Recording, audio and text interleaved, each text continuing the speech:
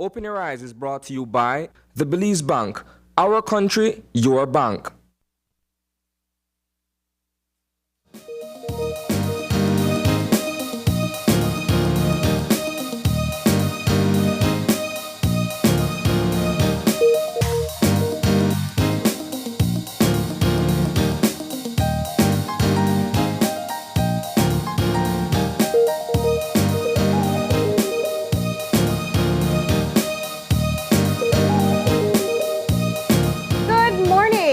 Welcome to Open Your Eyes. Start your morning right. I'm Marlene Cuellar. And I am Brighton Cott. And thank you for being with us this morning. Welcome back. It's good to be back in studio, Marlene. I know. Fresh from Finland. Yes, I woke up this morning and I stepped outside and it was warm. Yeah. I didn't have to layer up with 3 layers of clothing. And I set out on my drive this morning to studio, and it's really nice to be back in the warmth. Well, we're happy to have you. I know when you had left for the season in Finland, you said you'd still come back if we needed you, and here you are. Well, absolutely. Man of your word. That's right. All right, but of course, it is a Monday morning. It's time to get up and get your day started. It is warm outside, we can tell you that much. But we'll get a weather forecast to give you a better detailed description of what you can expect. So we have a lot to get into today. Absolutely. I know all the buzz is the royal visit and the coverage over the weekend. Yeah. So we're going to take care of some housekeeping so we can start chatting about that. And we're going to start off with our eye opener. And our eye opener, taken from dailyom.com, goes like this.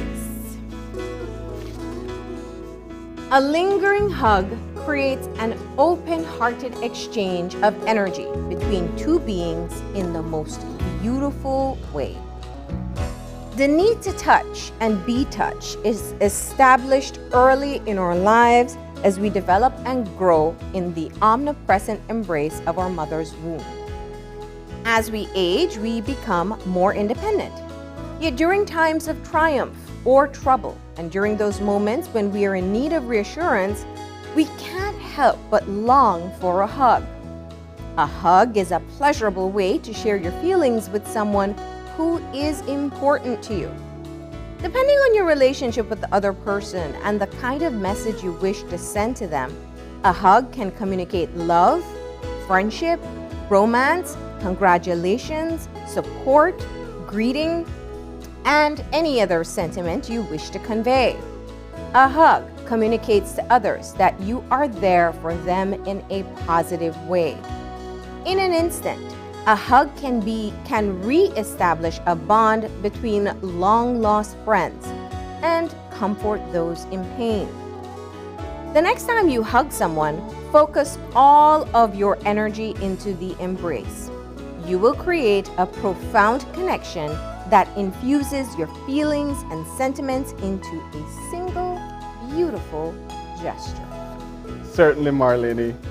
This takes me back to the beginning of 2020 when I just recently came back from Canada, and it was the start of the pandemic.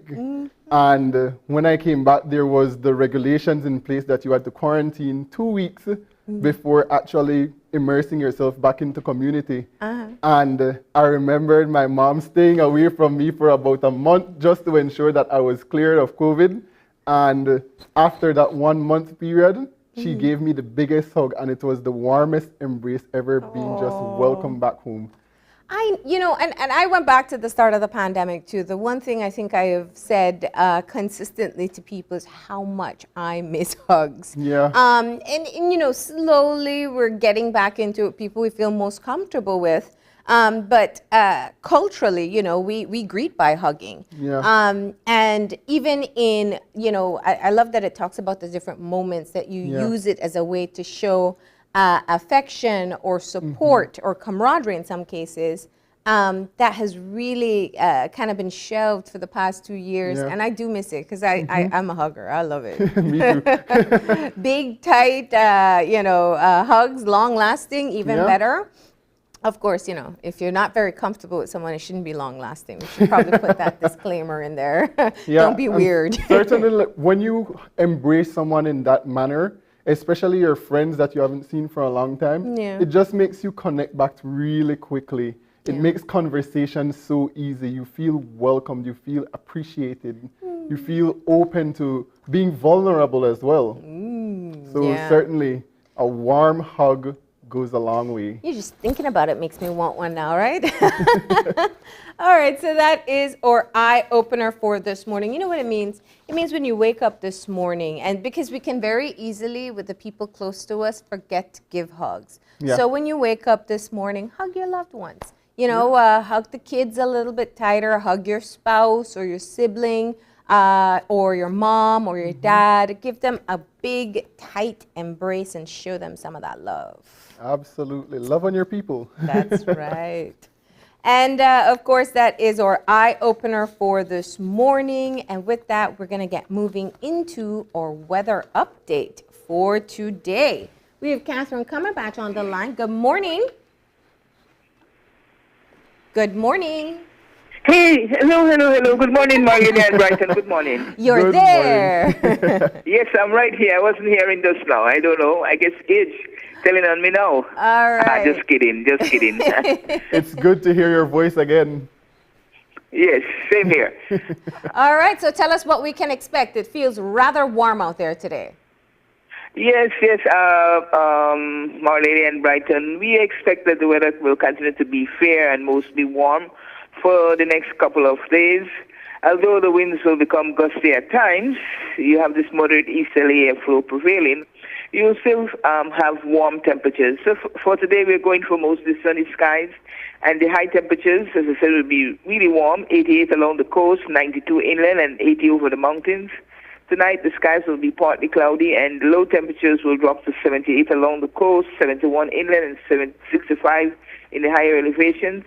Showers will be generally isolated, except for a few more along southern coastal areas. If you look at your satellite picture or the radar pictures, you can see that these light to moderate showers are indeed right now affecting the southern coastal areas of the country. The winds will be coming out of the east at 10 to 20 knots, and the sea state will be choppy. Going further into tomorrow, we expect that the winds will become really gusty at 15 to 25 knots with higher gusts. So for tomorrow, we expect that the seas conditions will be rough. The outlook to Tuesday, again, as I said, is for fair, warm, and dry conditions to prevail.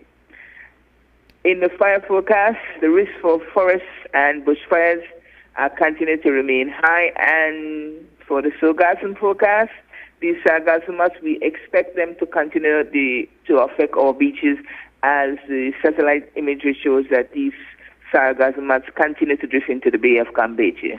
So eventually they end up on our beaches. And I think that is summing it all up. That's what I have for you guys. All right. So we're Awesome. inching more towards those warmer temperatures. That's right. You're saying now we're going more into the dry season. But now and then, because you could still expect a late season cold front to come near to the country, and that could bring a little bit of showers. And we expect that maybe down in a week, a cold front could come close to the country and give us a little bit of showers. Nothing significant, though. Showers, but cool temperatures too? The temperatures won't drop that low because it won't cross the country. It will just come near to us, and it will cause our winds to back up to the northeast. And when you have these winds back up to the northeast, the moisture tends to ride in and the northeasterly flow and affect us. Mostly along the coast, we start inland first, and then they move off and go along the coast, and you get more coastal showers. But that is for later down in the week. But for right now, the warm weather continue, Marlene. All right. Well, thank you so much for that update. You're welcome, guys. Have a Have a great day and great stay day. safe. You have a All great right. day. All right. So you were looking forward to the cooler temperatures. Aren't we all? You know, Yeah. just generally dissatisfied. Well, I mean, I love the sun. I Yeah. don't mind that. But if we can get one last cold front before we head into the heat of Right. the dry season, I'll Right. take that. And Catherine did share with us just now that the expectation for there to be bushfires is still very high, and considering the gusts and the wind, it's easily for that to spread into a Yeah. wildfire. Yeah, you know, there's always that's a conversation I think in itself. There's always the messages that go out reminding people to take extra care because Right. as it heats up, especially the brush fires are far more common, and so we do hope that we don't see that too often. Every year we do get a couple of spikes Yeah.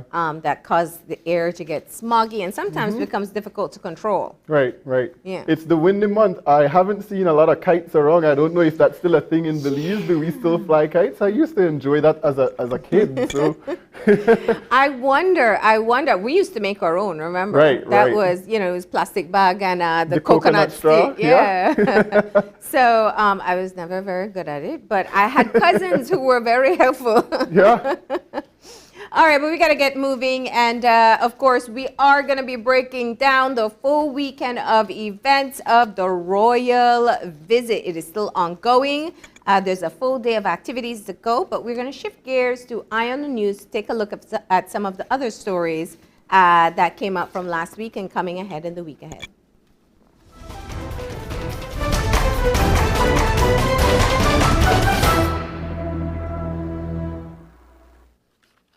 So our eye on the news for this morning, well, we start off, Marlene, by reporting that there was a murder in San Ignacio of a woman, and the situation continues to be investigated. From what we know, the woman was with her spouse, and he had exited the vehicle to buy tacos, and he just heard her screaming from the distance. And so the story is still being investigated. And certainly there will be more coming out in the news later about what took place in that incident. This is such a scary story, Right. and I'm looking forward to seeing whether or not there's been more information that's come out of the investigation to find out more about the motive as Yeah. to why this took place. Haven't we all done that? Haven't we all stopped to pick up Yeah. something or to buy something at a store, Right. leave a loved one in the car because you're not going to be taking a lot of time? Imagine the context of being, buying food where they're just Right. within eyesight as well. Yeah, And for in that split second to have them murdered in this way is just, and hearing the scream. yeah. Just an absolutely scary story. Right. Yeah. It really is. And then we think about just Women's Month and this unfolding. It's such an atrocious situation. It's one that causes us to stop and reflect. Where are we right now currently, and where do we need to go? What type of mechanisms do we need to put in place to ensure the security of our people is prioritized? Yeah. Yeah. And such a young couple as well. So, of course, our news team will be following the story, and we hope to have more details to understand why Ramandeep Mangat, who's only 29 years old, was murdered So in this young. way. Yeah, You yeah. I think about myself turning 27 tomorrow and Yeah. just how much more I want to live because, and I think about just the amount of things that she wanted to achieve in life that has been taken away in the split of a second. It's such a sad situation. Yeah, yeah. I know that was a murder that people woke up to the news on Saturday, and it was really shocking. And so, Right. like I said, it's to understand more about what's been uncovered about the motive. There's speculation that it could be robbery gone wrong. I can't say definitively at this Right. time, but, it's tragic all around. Yeah. And then there was also the murder of a young man coming back from what I understood to be his brother's wake. And again, another sad situation, particularly for young men in Belize. We know the situation that's seemingly being existential with our young men in this country. Another young person being killed and murdered. And I understand that the following day was supposed to be the funeral for this person's brother, and they had to put that off because of threats that was given to the family. Such a sad situation again. We see this happening more often than than it is to happen. It's not supposed to happen at all. That's our goal. We should be fighting crime and violence head over heels. And so when we see these situations come up, we really need to stop and think. We need something to slow us down. Focus on what's happening and find ways to prevent these from actually continuing. Yeah, absolutely. You know, and I always, while we look at the situation of the family itself, I do think that, I mean, of the murder itself, I do often think of the family. Imagine the mother losing 2 sons. Yeah. That's just, that's so much pain for a mother to carry. So of course, that's another incident of violent crime from over the weekend. And we'll have more on that in the news. Yeah. And certainly, I think at this particular juncture, at the rate at which crime and violence is happening, we really need to slow it down because we will be seeing skyrocketing numbers if we continue on this trajectory. Yeah. So certainly, if you're in community and you know something and see something, be open to sharing that with the police, be open to sharing those information. I understand that the witness protection bill was passed in the Senate on Friday. Yeah. And I think this is a great segue into that discussion as well. There were very heated discussions in the Senate on Friday with the witness protection bill being passed. There were some concerns over the anonymity and the process of getting the anonymity order in order to continue investigation and providing witness protection to those who may have information to solve crime and violence or to assist in the investigation process.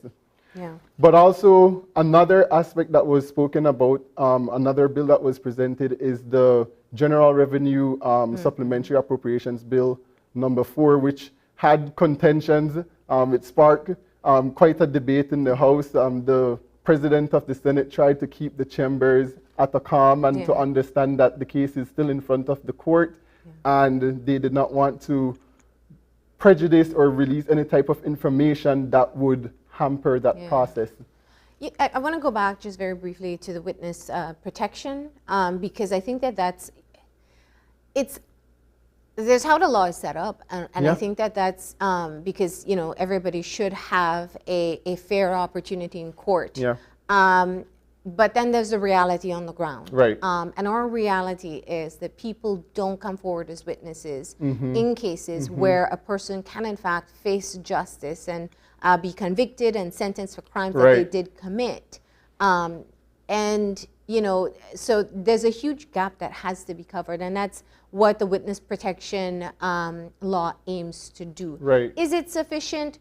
We don't know. But there has to there has to be attempts made to be able to encourage more people to feel comfortable stepping forward. We've heard it time and time again, you know.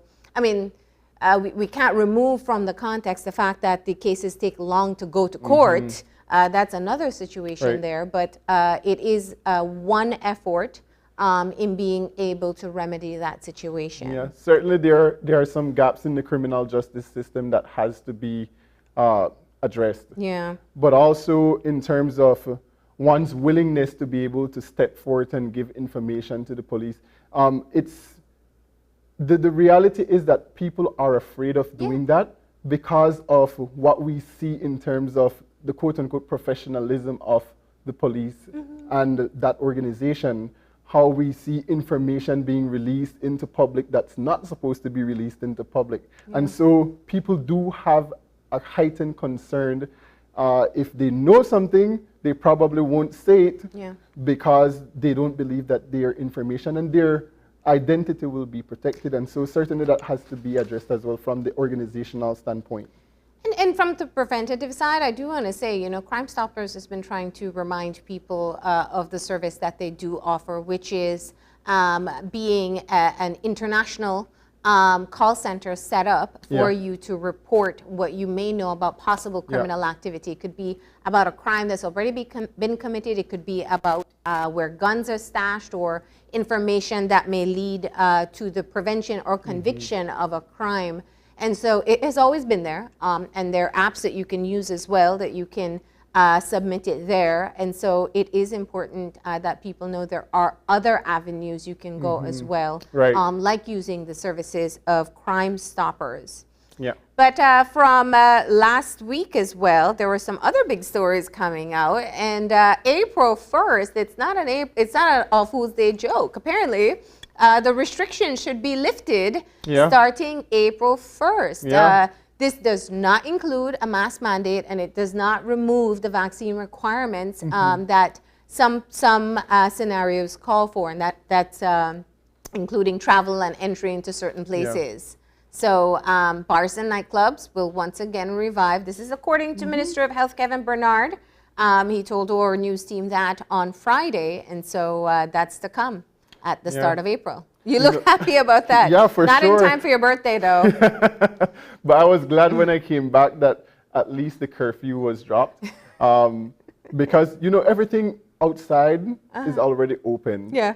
There's this thing in the UK, in Europe, where you need to have a QR code, and you scan that QR code and you enter wherever. Yeah. And it just says that you are either COVID-19 negative or you are fully vaccinated. Yeah. And you're able to enter. But life continues, not as per normal, Yeah. but close to what normal it's was. incremental. That's Right. what we're seeing. It's Right. an incremental approach that this government seems to be taking. You know, there was a pushback of the curfew, removal of the curfew, and now the removal of these specific activities. Now, we don't Yeah. have all the details as yet, but we do know that specifically things like nightclubs, nightlife in general, Yeah. they're going to be allowed to open once again. And he has been very clear that mask mandates will continue indoors, Yeah. and that vaccination mandates will continue as well. Look how far we've come in 2 years. Yeah, actually, you know, I think this week would mark the second year, the date that the first case was identified right. in Belize. Right, So, right. yeah, 2 years later, we're starting to get back. Yeah. All right, and there is, of course, big news coming out this week. Two big things happening. One is the budget debate. Yeah. Certainly looking forward to the budget debate. The budget presentation actually happened last week. The Prime Minister delivered that the House of Representatives. But certainly, budget debate this week, we're looking forward to the discourse, the discussion, what we should be looking forward to for the new fiscal year, and certainly the position by opposition and as well current ministers as to how we will see our ministries progressing forward with their programs and their activities, and looking particularly at what we should be expecting in terms of what's coming out of CAP 1, CAP 2, CAP 3, the projects and the initiatives. Looking forward to the debate this week. I am looking forward to seeing this debate. I do, you know, of course, I think the number one question people have in their minds, who's going to be represented?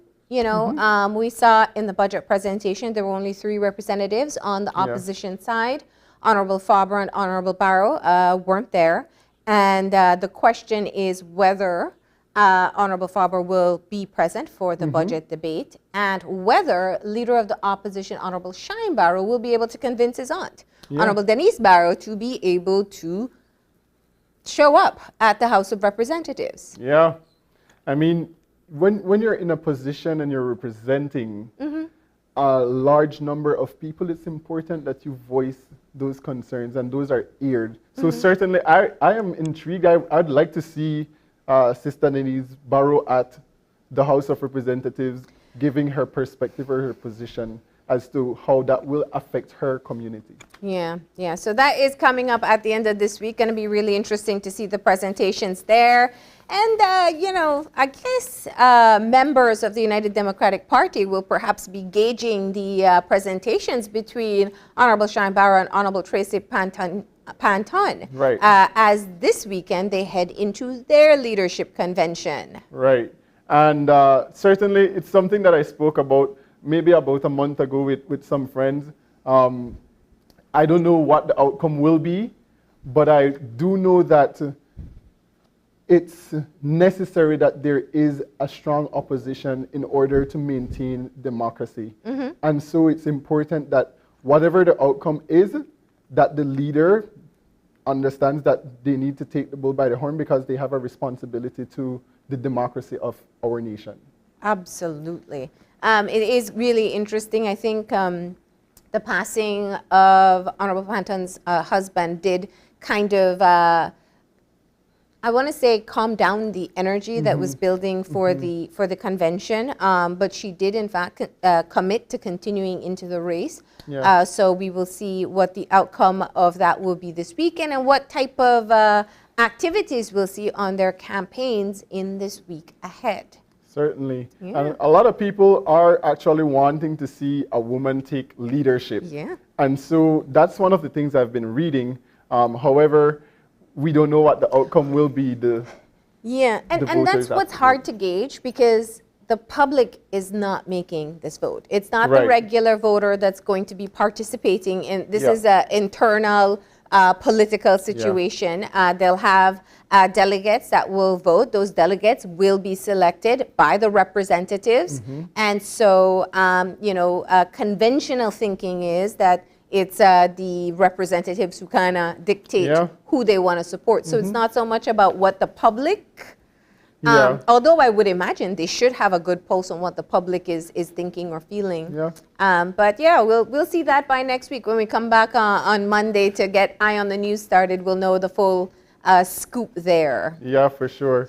Marlene, that's one of those situations where I always think to myself when I'm in discussion with my peers, why don't we get to vote for who's the leader of parties? Because eventually that person may become the leader of our country.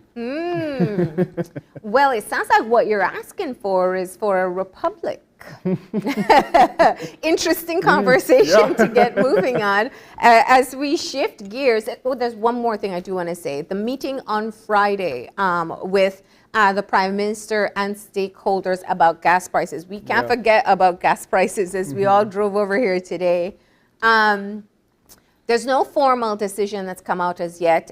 He did indicate in the meeting on Friday that he thought it was productive. His number one concern going in was that the stakeholders were going to ask for a reduction in fuel tax, which, I think all representatives of government by now have said is not something that they feel that the country can do. But there are some proposals on the table, including a price cap and also the possibility of alleviation for some of the different productive sectors like agricultural sector. Yeah, so those are some of the suggestions that he did disclose, but what the final resolution will be, we are yet to be told. Yeah, fuel tax. All right, but we got to get moving into our royal visit recap. Yeah. That's it for us with Eye on the News.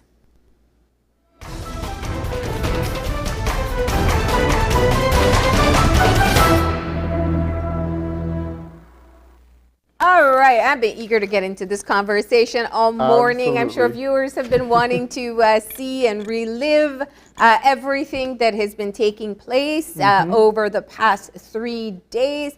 And how do we start talking about the royal visit without talking about the pre-visit drama that took place down south in Toledo? Yeah, it's something that I was following closely, Marlene, over the weekend that is. And I think I have different perspectives about what took place.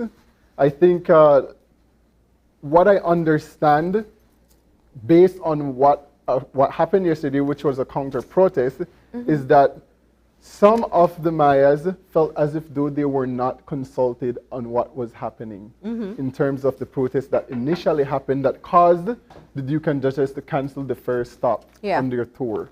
But I also want to say that and publicly denounce the level of denigration and just shrewd remarks that's been passed towards the entire Maya community. I think it's something that we need to stay away from because when we look at the impact of the vestiges of the Maya civilization and just the current reality of the Mayas living here, they impact tourism so much. They are a huge contributor to the development of this economy that we all benefit from in some way or the other. And so I think it's important to understand the situation and perhaps share your perspective on this situation, Yeah. as opposed to attacking a group of people. Yeah, you know, it is unfortunate to see some of the remarks that are being made. Yeah. But, you know, when I think the question that lingers for me is, was there a conversation that took place before, and was there a conversation that took place after the protest? Because when we saw the counter protest yesterday, it's very clear that this particular protest that took place on Friday, it wasn't unanimous for villagers. And so that clearly shows that there wasn't a buy-in from everyone there. However, when you have a leader who's your representative, then the expectation is that they're speaking on behalf of the village itself. Right. But I do think that it seems that had there been maybe some sort of conversation after the protest to alleviate some of the concerns, perhaps it wouldn't have gotten as messy as it did. The protest on Friday, I mean, that was news across the globe. Right, you know, right. that indigenous community, you know, protests against the royals for colonialism sentiments. And so that was kind of the picture that was painted. And very much so, some of the interviews that were given on Friday, that's part of what they were concerned about. But it was also a few other things. It was that they felt that they weren't included. They were kind of just informed. The other point was a very critical one, which is the communal land that is owned by Flora Fauna International, and how the villagers have concerns about their access to that land, which they're saying is a part of their communal land. And that's a bit more technical. And Prince William is in fact a patron of FFI, and so that is a part of the concerns that they were having there. So it was a really complex matter. And you know, we didn't actually find out, we the media, about the new place, the new tour location until I think the day before. It was really kept tight-lipped, I think, to mitigate any further escalation of issues. Right, certainly. I think I kind of label this as a call for communication. It's a call for communication in all aspects, in all dimensions. A call for communication between FFI and the MLA, a call for communication between the villagers and the MLA, so that everyone could understand where we stand, where you stand, where I stand, and how we can navigate moving forward together. Yeah, and consultation within the village itself. Right. But I think there's a really important lesson here, because when I heard the interview yesterday with the counter protest, with the villagers who said we wanted them to come, what they are saying is that they did come out to watch, to see the protest that was taking place on Friday, not to participate.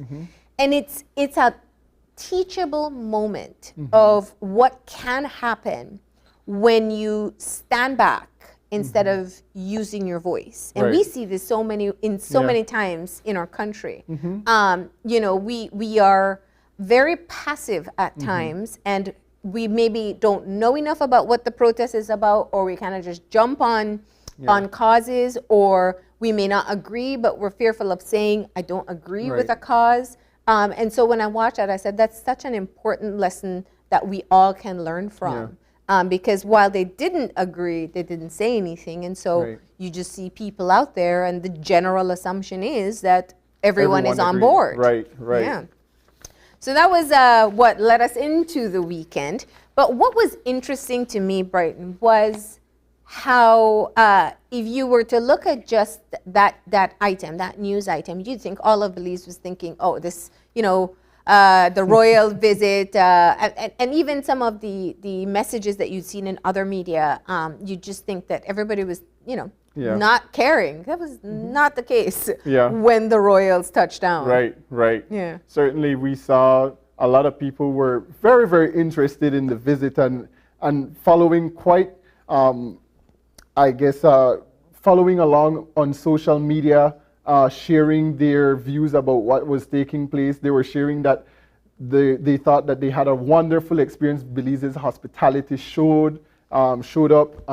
They were having a grand time in Hopkins yesterday, at the chocolate factory at Maya Center, Yeah. and just being able to engage in that process of making chocolate from scratch. Is that something that you've engaged in? Yes, I have. I have. Yeah. I have some thoughts on that. I'll tell you that in a bit. But this is the official landing taking place there. That's a royal jet. That Yeah. is Prince William and Kate Middleton, the Duke and Duchess of Cambridge, coming down there. And I was reading up some of the articles. Apparently, because typically for these types of visits, everything is well thought out. Her Right. outfit, for example, her blue suit was a nod to Belize, wearing royal blue to match our flag. Yeah. Yeah. And one so- of the first things that came to my mind when I saw them walk out the plane was they are a very tall couple. I saw that. Yes, I think I have been mentioning that to a lot of people over the past few days. They do tower over most of the persons they've met so Right, far. right, right. And here you have it. This was him inspecting the Guard of Honor, and he actually took some time to talk with one of the female members of the Guard of Honor. We don't quite know what that conversation was, but he seems to have taken interest and had a little chit chat there as Right. well. And they arrived after 3 on Saturday, and we see them there. They're meeting the Governor General and her husband, Her Excellency Froila Salam, and then meeting the Minister of Foreign Affairs, Eamon Courtney. Of course, the Prime Minister was not there because following the arrival, they did have a private audience at the Lang Building. That's also the British High Commissioner there to receive them. Yeah. Yeah. It And was yeah. interesting to watch. Yeah, for sure.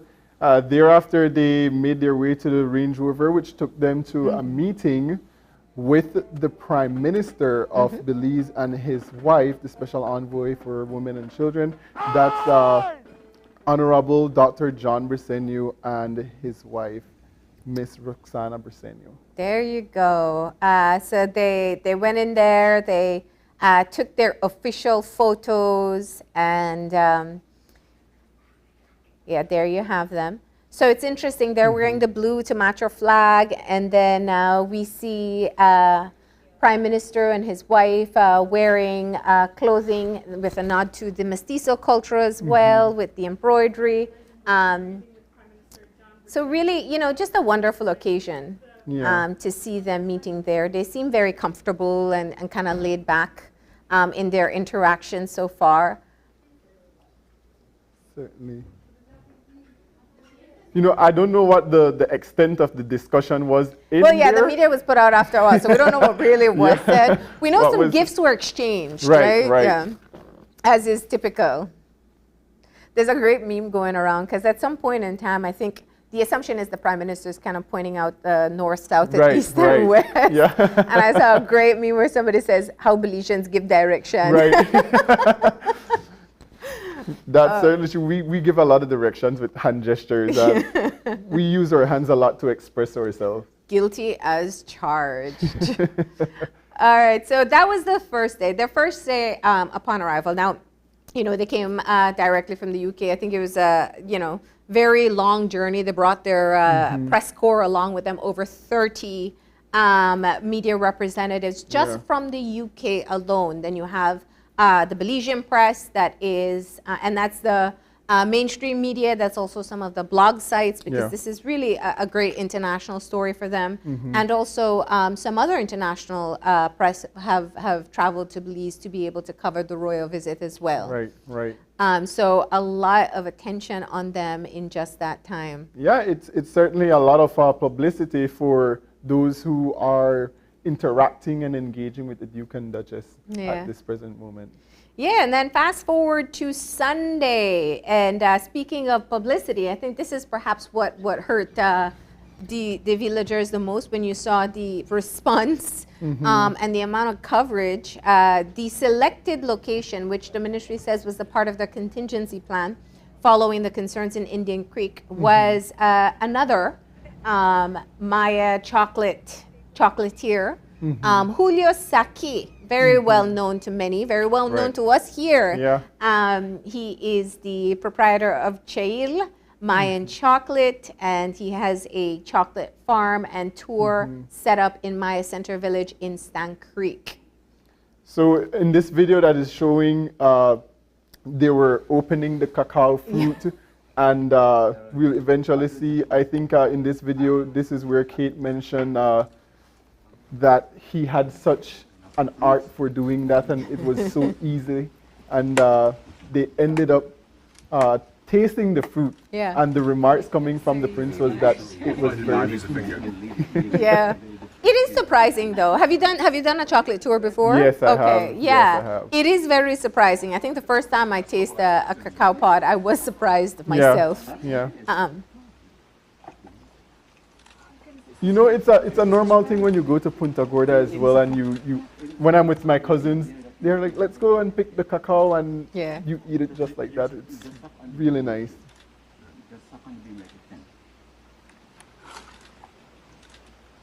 Wow, it tastes very fruity.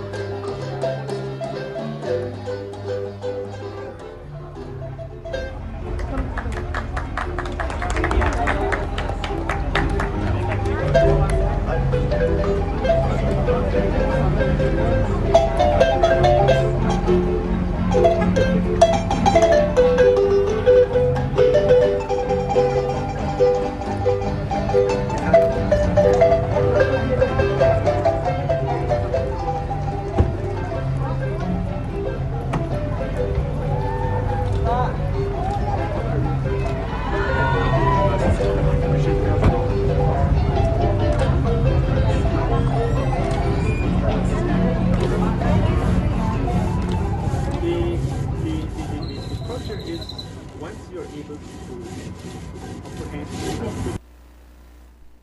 So there you have them going through the chocolate tour itself.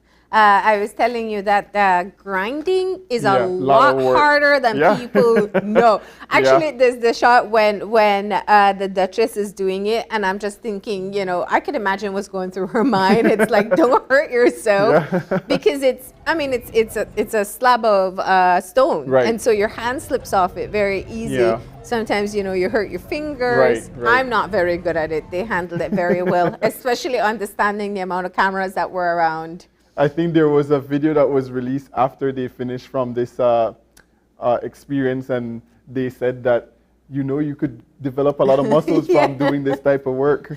Yeah, we do have that clip. It was after they came out from the tour. So they did Yeah. the full, you know, picking the pod off the tree, tasting the fruit, showing the dehydration process, the breaking up into cacao nibs and then grinding it, and then adding it into creating the chocolate itself. Yeah.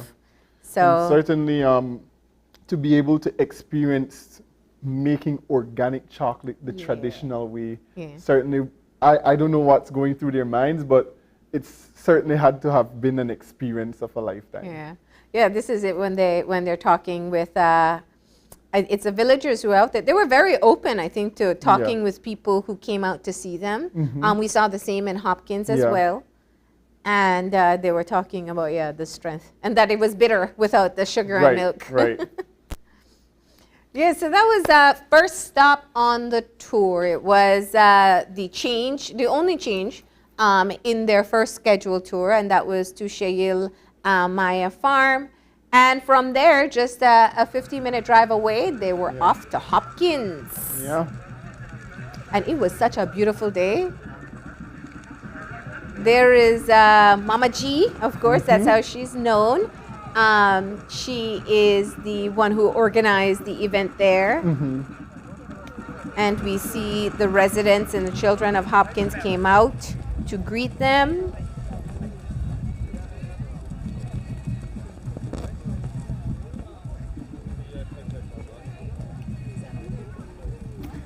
That conversation that happened between the prince and the man standing behind the ropes. It's so hilarious. yeah. I think he mentioned something to the extent that I don't have any hair on my head and so do you. And the prince said, well, when we get older, we don't have hair, but when we were younger, we had, and they laughed and chuckled a bit about it. Yeah. Yeah, we got it from the other end. That's Chef Sean Quillen behind them. He recorded that conversation. It is Yeah. funny. He looked a bit surprised that that's what the man wanted to talk about, that he didn't have any hair. Talking to the children. So what we saw here in Hopkins was really interesting, and we had Paul Lopez out there. He was able to talk to some of the not just the Belizeans who came out to watch their visit, but also the tourists who were there. Yeah. And one of the interesting interviews for me was there were some tourists there who were from the UK, and they were just floored. They're like, if we went out, we've never, she said, and this was an older woman, she said, I have never seen them in my entire life. And if I had tried to go see them in the UK, I'd have to camp out from the day before, and we would never be this close to them as we are here. Oh, wow. So they were just so giddy with excitement that here they are vacationing in Belize, in Hopkins, and here's the You Duke finally and get Duchess. to see them or meet them on the other side of the world. Yeah, yeah. So they did quite a bit of sampling. They did the cassava bread, they did the sahau, I believe they did try the hudut as well. And then they were treated to some drumming and dancing and singing, all the things we love about our Garifuna culture. Right, absolutely.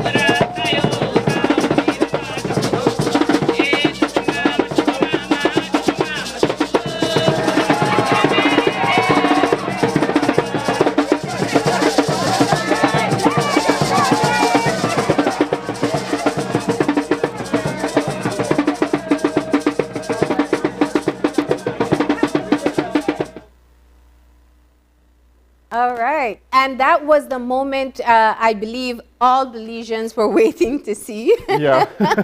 Did they or didn't they Punta? Well, they did, right? I Any saw a thoughts on video- the Punta skills? Well, actually, I saw a video come out. I believe it was on Belizean rice and meat. Yes, I saw it. And Belizeans are on top of it. Like, we spot everything. We're very observant, I must say that. They put the video of when Harry visited Bisa and was dancing Punta as well as William, and they were like, this is a poll, guys. Who did it best? Well, you know, I won't disclose my vote publicly because you're supposed to vote privately. But I was just, you know, and that's what I was saying earlier. You know, the assumption is that clearly because of all the protocols in place and as representatives of the Queen, that they would be a bit more formal. But what we saw yesterday was that they're definitely very relaxed Right. and willing to engage in the different experiences that have been put together for them. Certainly. I mean, I think the Duchess looked like she was having a great time dancing. And William too. It was really interesting because when you saw the dancing, he kind of holds his face in embarrassment. Like, I can't believe. Haven't we all been there? Yeah. The first time I danced on TV, that's how I felt. But yeah. Certainly kudos to Mr. Saki and the Maya Center for really and truly stepping up and making this a grand experience for them on this visit, the Jubilee tour. And certainly the Garifuna community at Hopkins for Hopkins putting on really, a show. That was a memorable experience, I'm sure, for them. You know, there was Paul interviewed a resident from Hopkins there who could remember all the way back to the Queen's visit. So we have seen the royals visit before. I remember covering Prince Harry's visit as well.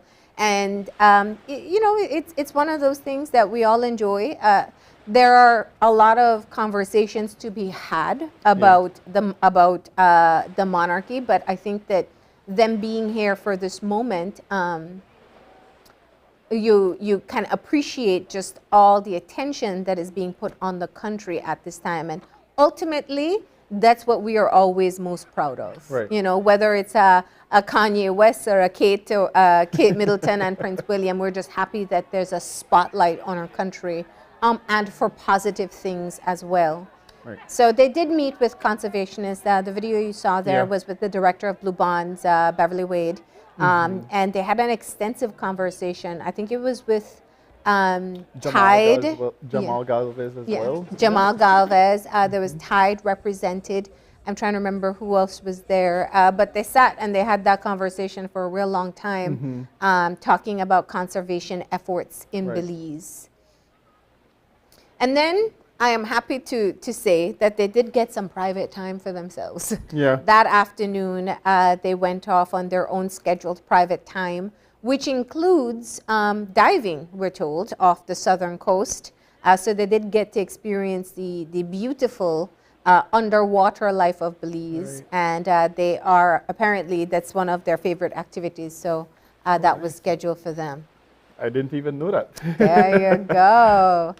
And today, of course, the schedule that will take place, they're now inland. They're going to go west. So this morning, they're going to be at Caracol. And they're going to take in the site there, I guess, learn some of the history of the Mayan sites and, climb the structures that are there. They'll also do a visit with BATSUB, some of the jungle training. And I think, one of the things that hasn't been discussed very often is that Prince William did do training in Belize in the jungle. So that's kind of, you get to take your wife and say, see, this is what I did.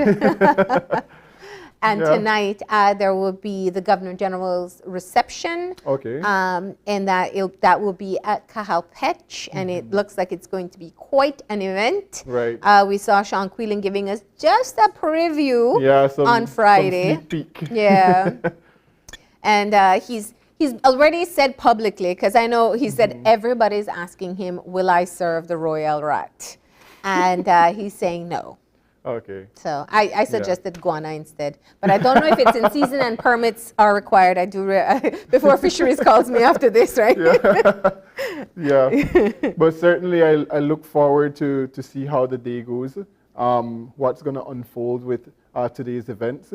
And they're going to be here until tomorrow, I believe? That's right. They depart tomorrow. Belize was the first stop on their Caribbean tour. After this, they go to Jamaica. Right. And, we were able to be the first stop, and we were also the longest part of their visit. So they're doing, I think, 2 days and 2 days in Jamaica and Bahamas. So, it's something to be proud of. And awesome they got for Belize, Mayan culture, Garifuna culture, and I'm sure tonight there'll be a showcase of just about all the Rasta cultures as well. Right. Yeah. Of course, our royal coverage continues over the course of today. And tonight into tomorrow, we'll be bringing you some of those events live, and some of it you can catch on our Facebook page, News 5 Live. Yeah. So what's your standout moment? I definitely, there was this photo that was taken with Kate and a young Garifuna girl, a baby girl. And to me, that photo was just priceless. Yeah. Yeah, it was a photo that I think will, when that little girl grows up, she would be like, oh wow, that actually happened. Yeah.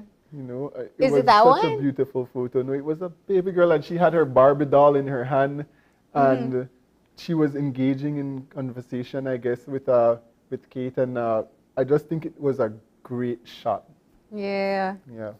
No, it's definitely been fun to watch. I really love, there's that moment where she dances over to him, kind of in a playful gesture. And, you know, I think they're both, of course, because they're part of the royal family, highly scrutinized, have to always be so very composed all the time because of concerns of what people will think or say or report on. But you could just see in the very moment where she dances over to him that they're just a couple who are having a great time in learning and immersing themselves in a new culture. Right. So I really love that moment. For me, I think it just showed a relaxation that we don't expect to see from royals on an official visit. So yeah, Certainly. there's that punta again. I guess that's the star moment. All right. When you hear the drums, you can't help but to shake. You know, I would, and I remember, you know, when Harry did his dance, he had the Gigi along with him dancing. You know, it's just, that's just good music for you. It just gets into your soul, and you can't do anything but shake a little or shake the best you can. Right, right. See, there it is. That's that moment, right? Yeah.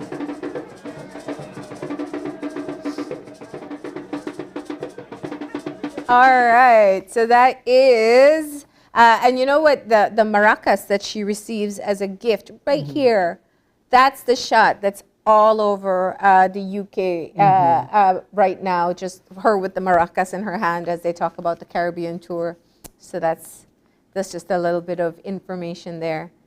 All right, but that is our recap. We'll have more in our newscast tonight. You can look forward to that. But we got to get conversation started over here. And, you know, while we're all very excited about the royal visit and following along, there's a lot of important things happening in the country, the budget being one. And so today we're going to be having a deeper conversation. We did the conversation preparing to hear the budget. Today we have an economist joining us, Carlos Magana. He's going to be talking to us about the budget that has been presented and breaking down some of the details there. So we're going to try to get in as much as we can in that conversation this morning. Yeah. And then we have our second break after that, and we come back with our third segment, which would be a discussion with Executive Director Charlotte Lopez from the Belize Institute for Service Excellence, and she'll be discussing with us about motivation being the key to success for employees. all right, so that's going to be a great one for a Monday morning as well. We're going to go ahead and take a break, and when we come back, we're going to get our conversation started with Carlos Magana. So please stay tuned.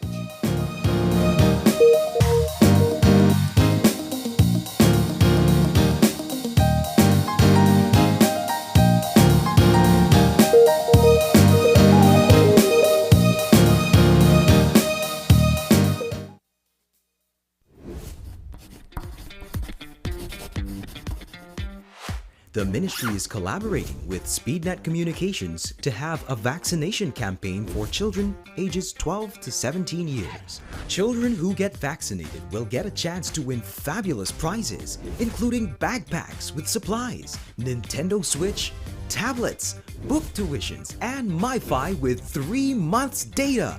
Only children 12 to 17 years old can participate in this Smart and Ministry of Health and Wellness raffle. At vaccination sites, each vaccinated child, upon being vaccinated, will receive a ticket to place their name, age, date of birth, BHIS number and contact information on, which will be filled out by a parent or legal guardian. The sooner a person vaccinates, the more chances he or she will have to win.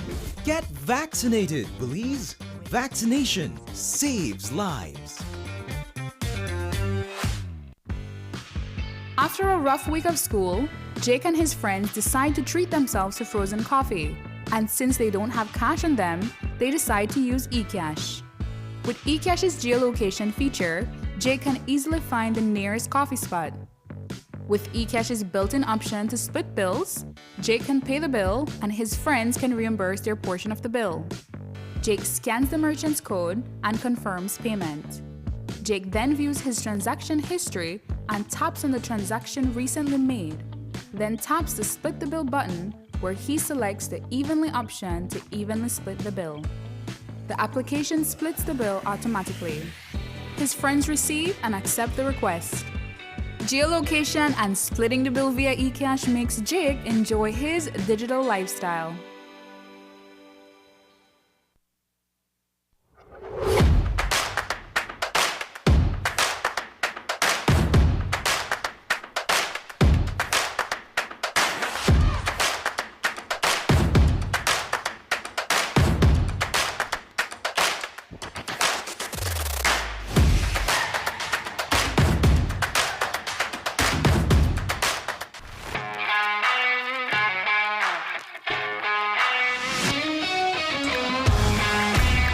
Messi. Off goal! What a goal from Leo Messi! What an incredible strike from Leo Messi!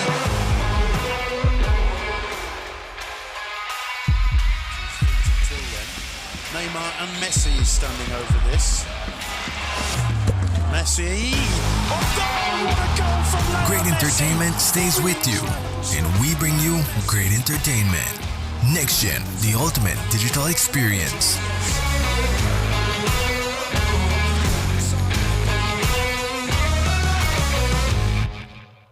Together we can stop the violence by being responsible and respectful partners and fathers in the future. I will take responsibility to respect women and girls and hold other young men accountable who use hurtful behavior and speech. Toxic masculinity traits and harmful social norms about how men should behave contributes to gender inequality and violence and fear that women and girls face.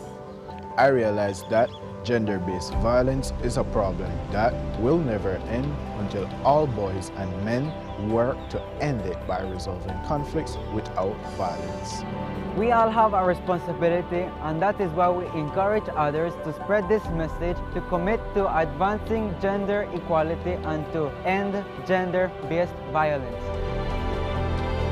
I commit. I commit. I commit. I commit. I commit to make changes to end violence violence in in my my life and elsewhere. Together we can stop the violence.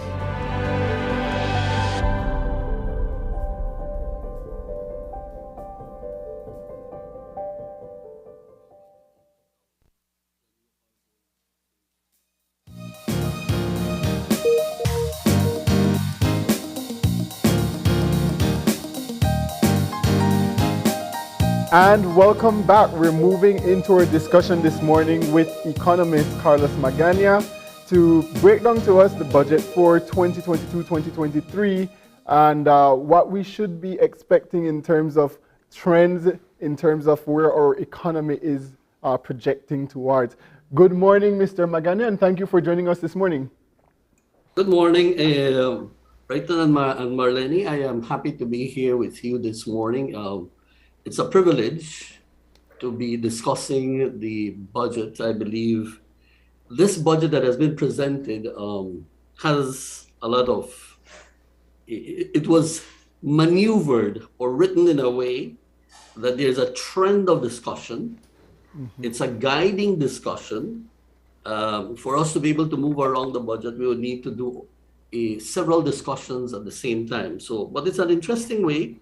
I think it has been presented, and I feel very comfortable to discuss the budget.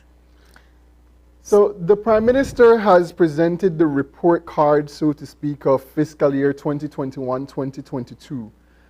As a learned economist, what do you think about his presentation, and do you think that our government passed their exams last year? Very interesting question. As I went through the budget, I did the exhaust analysis of the first section, where he dedicates himself to analyze what was being done during the course of the fiscal year that we're ending in this week. Now, when I read that, there were two things that captured my attention in that first section. First, in the last year discussion that I had with Marlene, I did mention that I wouldn't want to see that the introduction of the budget is speaking about what has happened, what has been done, and because of this, we are in this condition. I don't think that is going to be something positive. And I am happy to see that the budget is not designed in that manner. It does speak about certain things that the past administration did, but the budget is speaking about their achievement. And that is what I think we Belizeans are looking for. Now, the question would be, in the general review, are we seeing a reality of what is being stated? Mm. Okay, are we seeing a reality of what is being stated? And that poses me to have to introduce a very technical academic discussion so that then we can follow the discussion. Because the government looks at a macro picture. They're not looking at the individuals. When they give their report, they're saying the country achieved. So, and what we have read and what we have heard, there is, up to the point, there is nothing that can go against the report. Now, and that is the government's reality. So we need to look at this concept of the government. The government's reality and achievements are there, stated, documented. Mm-hmm. The trickling down effect of that reality is what now we need to understand. Is it really a trickling down effect? Or was year one only a stabilization program so that we can be able to see then the trickling down effect to the people's pockets? Because right now it's very difficult to see it. The majority of people that you would talk to would not be able to relate to the report card and would say, yes, it was. I am feeling that benefit. The majority of people wouldn't. I think that begs the question, Mr. Magana, that we oftentimes hear in the economics realm, which is, does economic growth, equate to economic development? And one would say, no, it doesn't. But the question then is, was the growth that we saw in 2020-21 a reflection of the efforts particularly and primarily from the government, or was it just the recovery or bouncing back or resilience of our economy because of the COVID-19 pandemic and its effect on our economy? No, it had to be, there a lot of policy that had to be done and instituted for it to become the reality of what we have seen today. Right. The bouncing back of an economy cannot happen without fiscal policy that is well geared, well structured, and keeping to the expectations that you have set, and keeping those fiscal spending in accordance to what you have, so that you can be able to prove to the rest of the world that you are trying to do your best. We're not saying that you did excellent. We're just saying that you're trying to do your best to be able to cope within the economic expectations. Yeah. And it was achieved. And if I mention it several times, it's because I want the Belizean public to understand that the economy had to be stabilized. And no, that is a very tricky issue from an economic point of view. The reason is the stabilization of the economy does not mean to say that the economy is sustainable. Right, right. Okay? So I'm going to repeat that for the Belizeans. The recovery of the economy does not mean to say that the economy is sustainable. See, I don't want you to just repeat it. I want you to break it down for us because this is critical.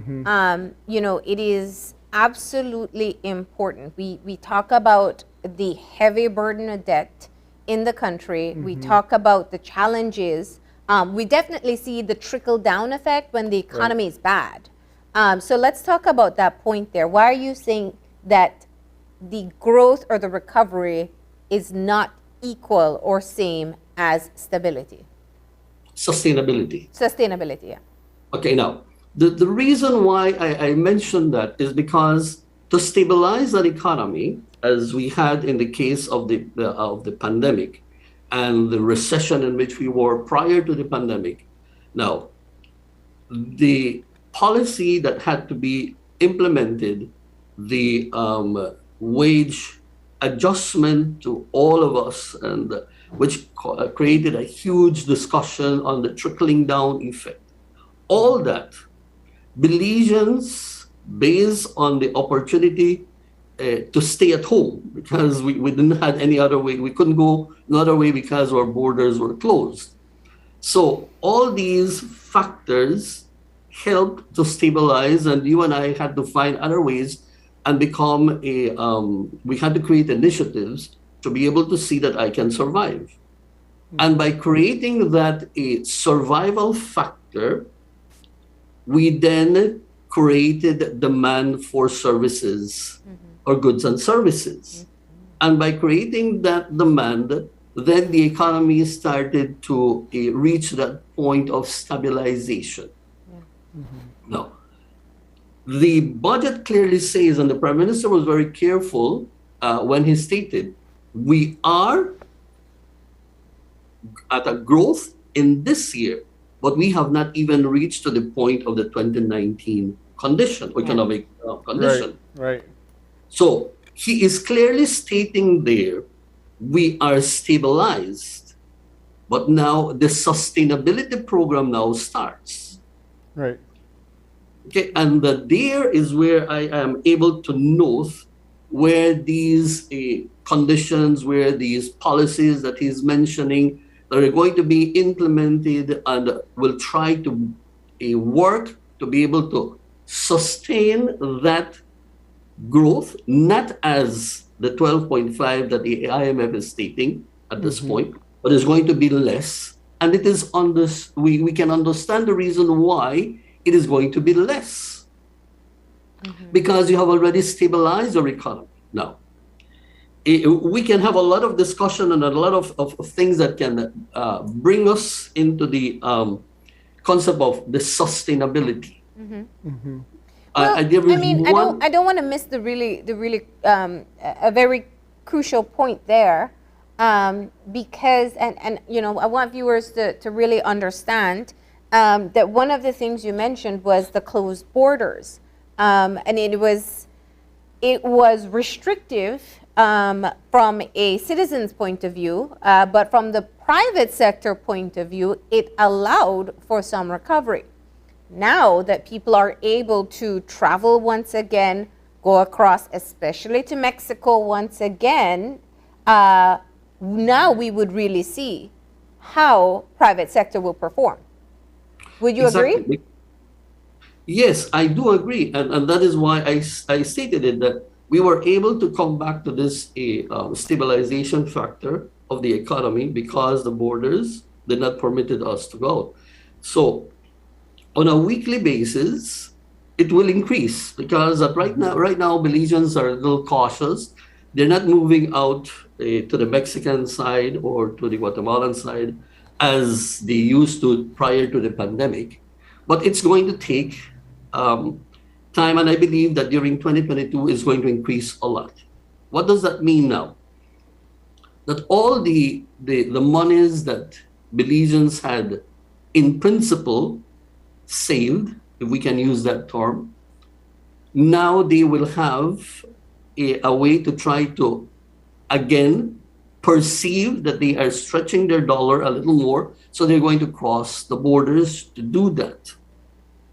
And this is where the government needs to be very, very careful in its policies that they are trying to implement for the sustainability of the economy. Because every dollar that leaves Belize is a dollar that we need to recover through exports. It's not a dollar that is going to come back, because many people might say, oh, but I'm going to use this. The money changers, they get it back. No, the money changers are only bringing the Mexican or the quetzal so that another Belize dollar can leave the country. Yeah.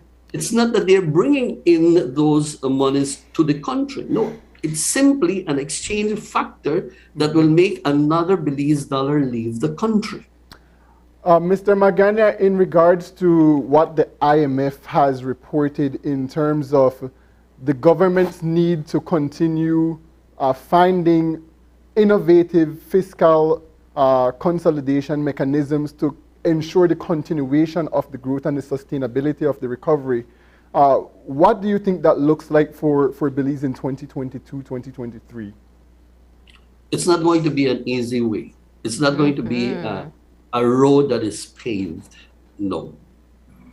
That can bring us to the discussion of the implementation of fiscal year 2022 that is being listed, and the budget he's presenting a budget of $1.361 billion. But in that budget, he starts by using some terms of caution. He uses the term, I'm going to mention all of them and then we can start the discussion of each. He mentions inflation. He mentions interest rates, cost of fuel and energy, climate change, trade and commerce, and an economic fragility. Now, things like another wave of pandemic, natural disasters. These are unknowns. some of or the unknowns, the unexpected shocks to the economy. All of these are, we do not know, we have no idea of what can. The only thing we can be is cautious. Now that we have learned the lesson from the COVID 2019, now we need to be very careful in starting to create a fund to be able to be there at the moment of need. Okay. Right. Okay. Let's come back for a moment if we can, because I know that especially with the I like your suggestion with the economic fragility, the unexpected blows, and it could be things like COVID-19 and another wave, or it could be a hurricane or a virus that affects agriculture. So there's so many different routes there, but the others that are listed under these cautions, some of them are a bit more, you can plan for, or you can make some educated guesses as to how to move forward with it. Looking at things like the cost of fuel and energy, or even inflation rates. Let's talk about that aspect there. Can we plan ahead for it? Let me start with inflation. We are at a huge disadvantage in our economy.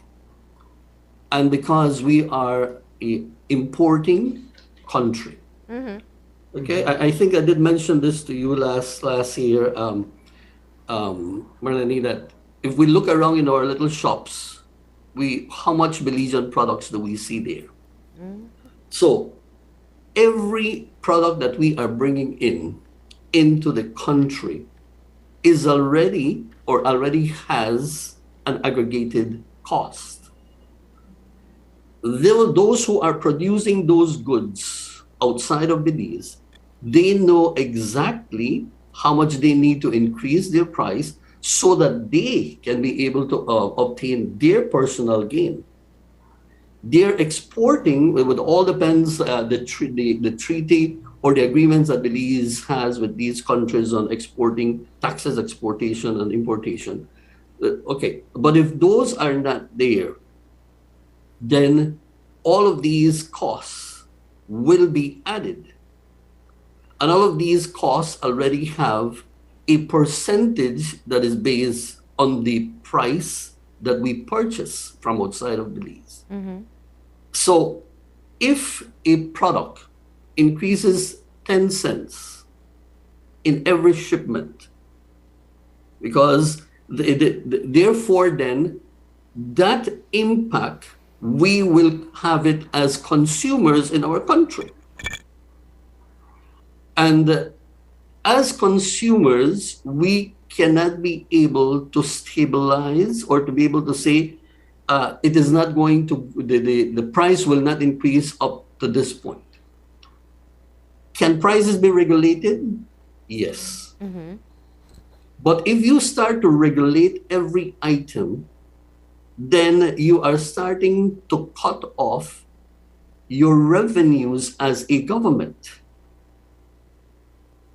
So it's a very delicate manner to try to say, okay, inflation is not going to go. Okay, we're not going to let inflation go. But external costs are greater or increase on a shipment to shipment basis. Yeah. So what are we going to do? And we're saying about goods. Now, when we come to fuel itself, we look at it, the barrel price fluctuates, but we can almost call it an average, as how I was looking at it, and it's what the budget states at $200 US. It's around there. So we need to be very cognizant as Belizeans that we are a price taker country. And as a price taker country, we can do nothing to alleviate the increasing cost of goods. Fuel, yes, we can start to reduce the percentage that the government starts to take.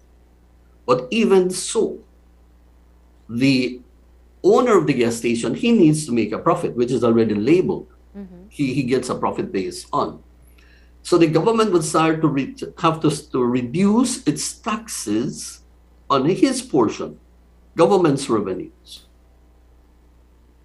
And this links, and I'm going to link it one time into something that for me, I am very worried about, and it brings again back the word sustainability.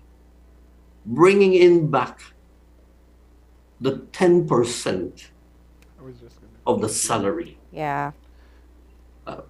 I don't want anybody to think of Mr. Magana. He said, what? You don't want us give to you get a our disclaimer before you start, but I did have that question. I did have that question, yeah. What Mr. Magana doesn't want the people to get a 10% benefit. Please, I am discussing economics. Yeah. I am not discussing politics. I'm not discussing your personal desire or my personal desire. Yeah. I am discussing the economic part and the sustainability. So let me just ask you a response to that question at this point. Very straightforward.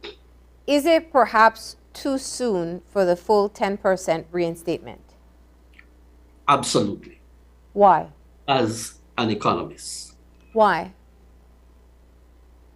We are to find, and if we read it in the budget, we're to find over $55 million to be able to sustain that. We are at a fragile moment when the world is facing a critical scenario with the Russian invasion. Totally external to us, but fully impacting what we do in our economics. So when we look at this, and if we are able, okay, We saw that we had a good performance, and as we mentioned, the report card is very good. We are doing an excellent, but we are still not at 2019 position.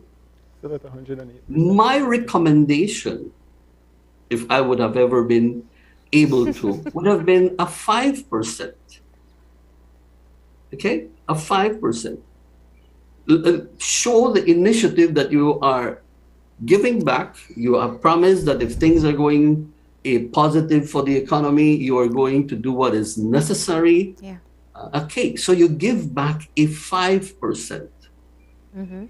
Hold back that 5%. Yeah. And use it in fiscal policy to be able to create sustainability in other areas.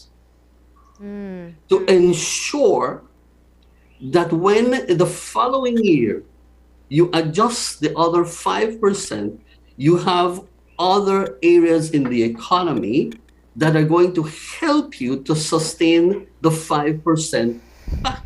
So I want to simplify, if I can, what you're saying, and tell me if I'm misinterpreting you in any way. You are saying that from your position as an economist, government would have been better suited reinstating 5% at this time and taking the additional money that would have been that remaining 5%, investing it in spending it. Government does not invest. Spending it in mechanisms that will help to generate more money to pay that additional 5% come next financial year. Is that what you're saying?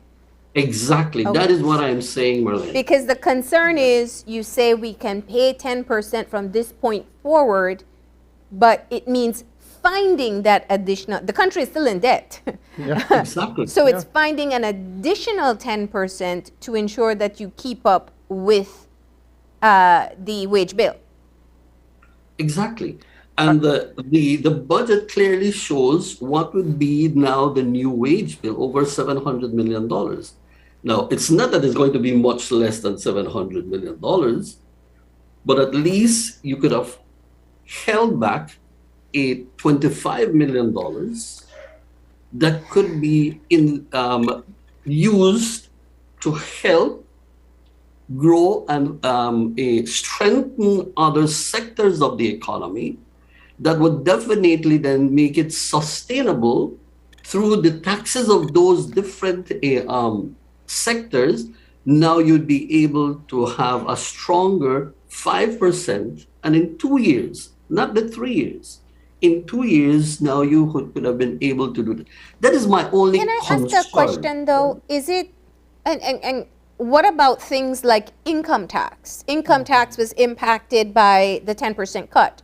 So a restoration of a full salary means that more taxes would be paid in income tax.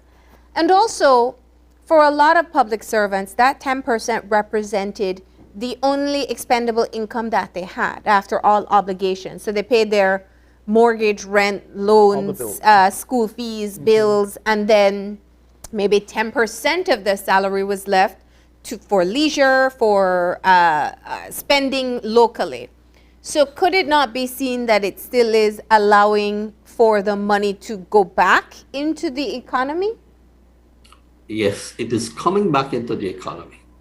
But we need now to have economic understanding.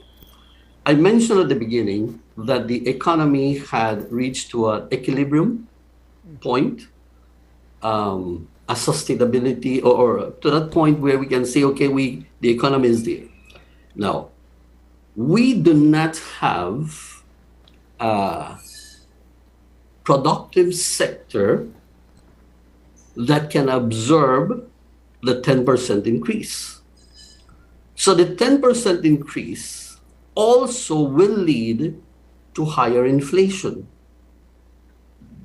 The fiscal policy and the monetary policy need to be very keenly studied so that these 10% monies that are coming in now on a monthly basis, there's going to be extra money in the country. Where will that money end? There are two things that can happen. One, it ends in Chetumal and Guatemala. Okay? Yeah. Now, what benefit did it do to the economy? Question to be answered. That's okay? true. Question to be answered. Mr. Magana, Yes. as a learned economist, what would you say prompted the change of policy in terms of the government's perspective to want to give back public officers that 10%? Okay, that we would need to enter into political discussion. Okay? At least you caught that one. And this is always the difference between talking straight numbers and talking about the government budget. Because there is, you know, the political inclinations that will always be there. You are the representative of the people, and the people have a particular demand. Whether it is financially prudent at the time is what we discuss here with you as an economist, no? Exactly. Yeah, but you did put your very pointed position out regarding the wage bill and the returning of the 10%. Yeah, I still have one point that I want to say. I say it can go to Mexico or it can go to Guatemala. And secondly, if the money stays in country, let us say that we Belizeans decide that we're not going to consume it outside, we're going to leave it in-house, then it can move out to several lines of a consumption by us, the Belizeans. We might want to demand more of a specific product, and therefore it will create an increase in that price. So we need to be very careful with the inflation on certain products. Okay, demand creates a higher prices.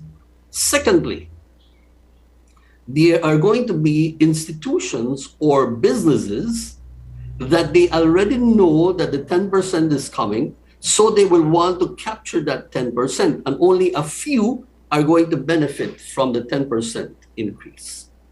Because 2 or 3 large companies, businesses, are going to have the products that are needed.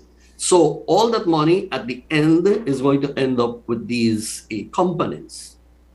I hope you can understand my process of thinking. Okay? Because if I am a person who is a lover of a cell phone, now that I know that I'm going to get for the next year, I'm going to get my $200 more. I can now use that $200 and I can go and take out a new plan. I purchase a new phone. Or I want to buy a new vehicle, so now I get a vehicle. So it's going to be ending up in certain spaces in the economy, in certain businesses in the economy. That is where that 10% is going to end, if Belizeans decide to consume at home. So I hope you can see the two pictures. Yeah. If Belizeans decide to consume outside of Belize, and if Belizeans decide to consume, no. I'm not saying that all Belizeans are going to do that. No. There are some Belizeans that are really going to embrace this 10% that is coming back. As you mentioned, it's going to help them to be able to balance off their monthly spending. But all these employees that do not have such responsibilities, it's going to be only free spending for them. So my recommendation as an economist, I am more a structuralist economist. I'm not a neoliberal concept and ideology. I believe in structuralism. That is my foundation. So let us structure. Let us set in place where you want that 10% to trickle down. We don't want it to be only on consumerism, just for a benefit, because at the end of the day, if it's only consumption and consumption, yes, the government is going to get back its taxes. But the sustainability program, the structured sustainability programs that we want so that our economy can develop in the years to come, because that is what we need. We are in the condition that we are today because our governments didn't really made the provisions for economic growth and sustainability. We went from one year to another year. We went from one year to another year. We have this budget. We spend this budget. But where are the sustainability programs? Mr. Magana, it brings up the question about where our current debt to GDP ratio is and where we're going. We were at 133% debt to GDP ratio. I believe now we're at 108% debt to GDP ratio as per the IMF. Is it a foreseeable reality that we will reach that 85% by 2025 as presented in the medium-term recovery plan last year by the government? It is possible. And let me say, just as how we are trying to review the report card this year, if we look at the budget, if we look at all the line items that have been stated in the budget, we clearly have an opportunity to be able to know that if everything is done and there is a strong will, political will, to maintain within the structure of what is being presented, we are going to be there. We are. We will be able to reduce, because one of the things that we have already started to reduce is our debt that we had with the Belize, with the Central Bank of Belize. We have eliminated that. That is very good news for our economy. Okay, moving from 133 to 108 in 1 year, that is impressive. Yeah. That is impressive, and this is not a political thing, but as an economist, it does impress me the manner that this has been able to be achieved. Did we suffer? Yes, we did. Were many things restrained from us? Yes, they were. And this is why I say that we need to be very cautious in how we move. We did a very good year. Let us not jump ahead of time.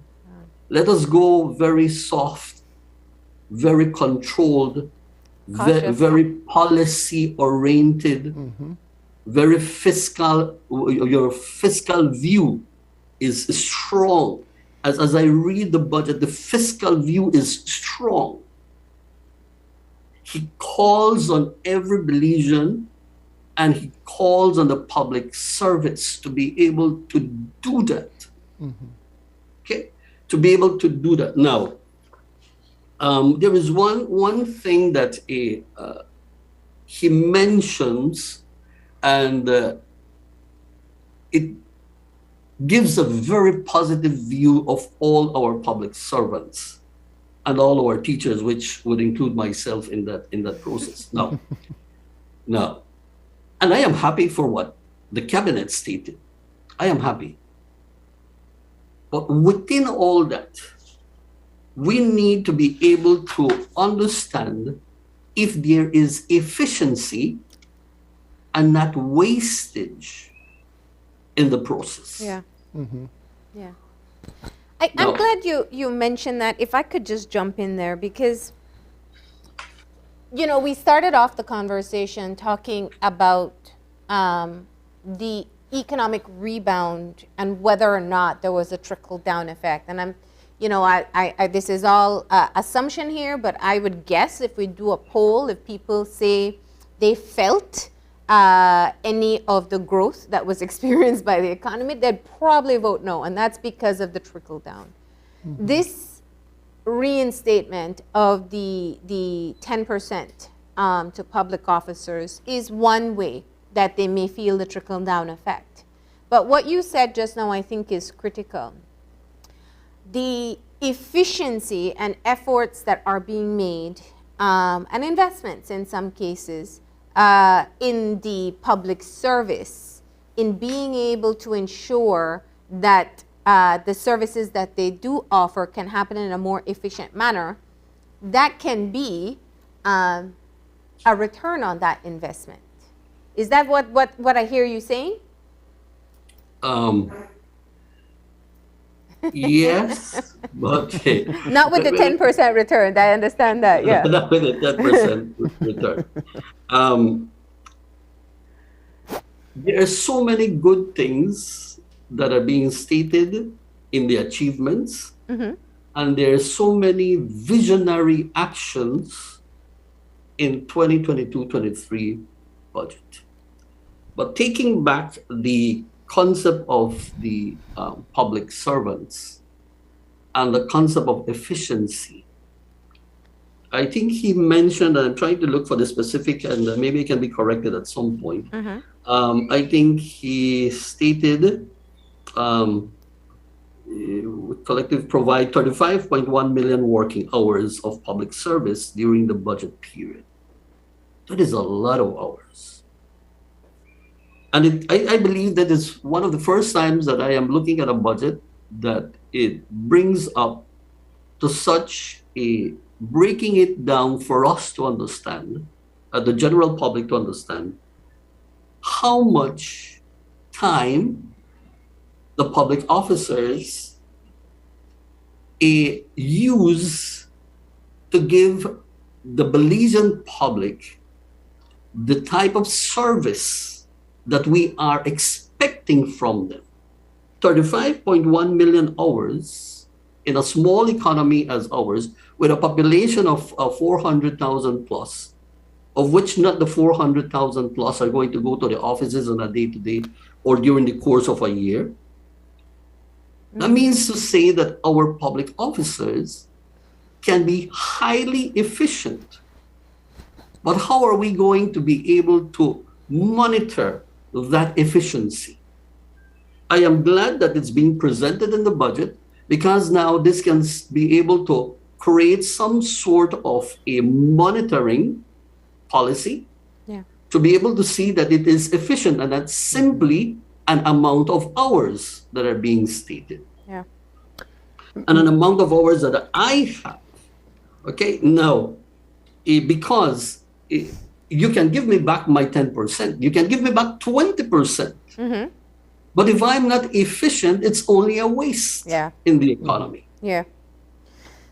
Mr. Magana, we're slowly running out of time here, and this is a discussion that certainly could continue for an extended period of time. However, I'd like for you to leave your last words in regards to what you project going into the future in terms of our economic rebound. I will say the perspective, the vision for me is great. The only cautious statement that I would have is, let us not try to go ahead of the pace that we are doing our achievements. Okay, let us go hand in hand with our achievements. We were able to balance off the economy this year. Great achievement. The second year now is to start to make the Belizeans start to feel that impact. Okay? Let us work with projects in the rural and urban areas that will impact the marginalized individuals. Because if we look at all budgets throughout the years, all budgets, we speak about the marginalized, and we're working for this type of people. We're doing the best for this type of people. But at the end, this marginalized group doesn't feel the trickling down effect. So I would counsel the government now, let us not only use the marginalized in a statement, let us bring it to reality. And I am seeing that this government is trying to do that, is trying to focus that it trickles down to everybody. Year one, I wasn't expecting that it will trickle down to everybody year one, because it was a stabilization process. And it wouldn't. We're at a point now that we can start. But I repeat myself, let us do it on a pace-to-pace basis. That's right. Let us not try to run when we only need to walk at this point. The time to run, we will be able to do it later on. and everybody. If we continue on the right track, yeah. Exactly, Yeah. we will. But, and you know, and we didn't even dive into the unknowns of the post-pandemic recovery, which is another conversation for another day. But this has been really enlightening as a start. Thank you so much, Carlos, for joining us. And we will have you back again to be able to go deeper into some of these topics. It's your call. All right. All right. Thank you so much. Have a great day. Same. Goodbye. Right. Thanks. There you go. And that's it. I know you wanted to go another hour with that Oh, conversation. for sure. Brighton. That conversation could have been extended for sure.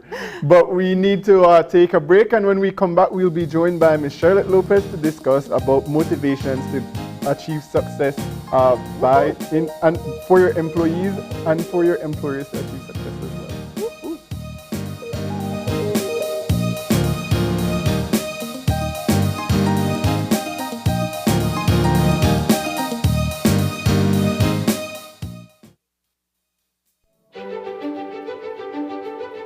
Technology is ubiquitous, and it's transforming how, when, and where we work. Fulltech Systems is placing award-winning devices in the hands of information workers, allowing them to work without compromise in a world without wires, to innovate, create, and to maximize productivity anytime, anywhere, satisfying the needs of the desk-centric remote and field worker and every other worker in between. We are providing the industry's best devices to businesses going through the process of digital transformation. Partner with us today to provide the solutions that will allow your employees to work effectively and efficiently to enhance your customers' experience.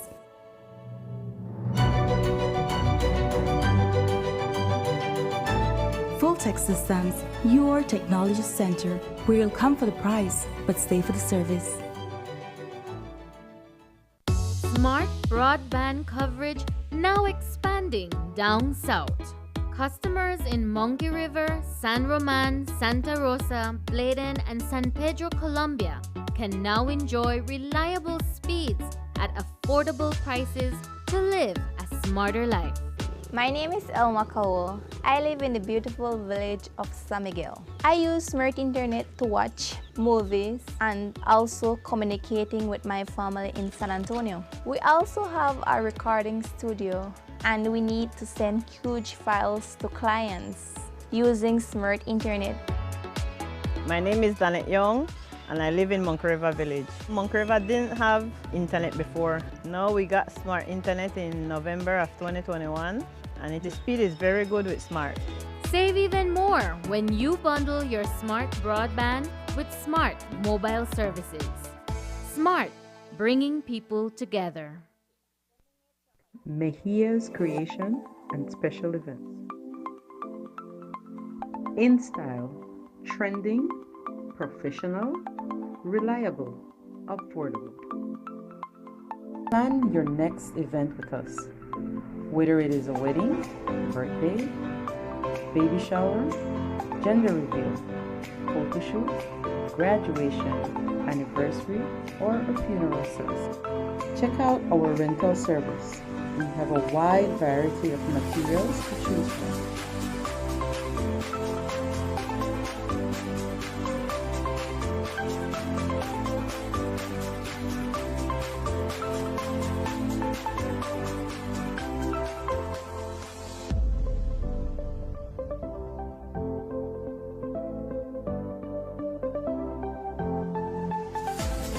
For more information, contact us at 628-7417 or 613-7417. Like us on Facebook. We are located in Newton, Missouri.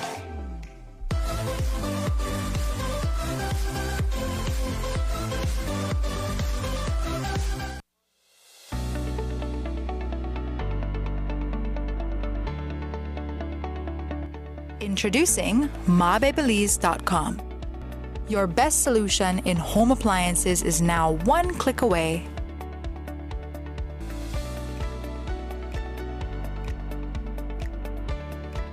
With countrywide delivery, it's easier now than ever to go Mabe.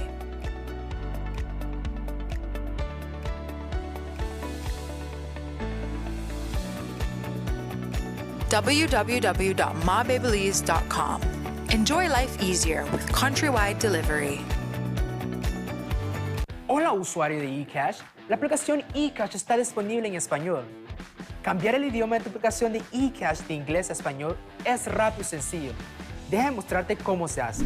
Primero, abre tu aplicación eCash. Introduce tu PIN. Toca el icono More en la parte inferior de tu pantalla. Selecciona Security.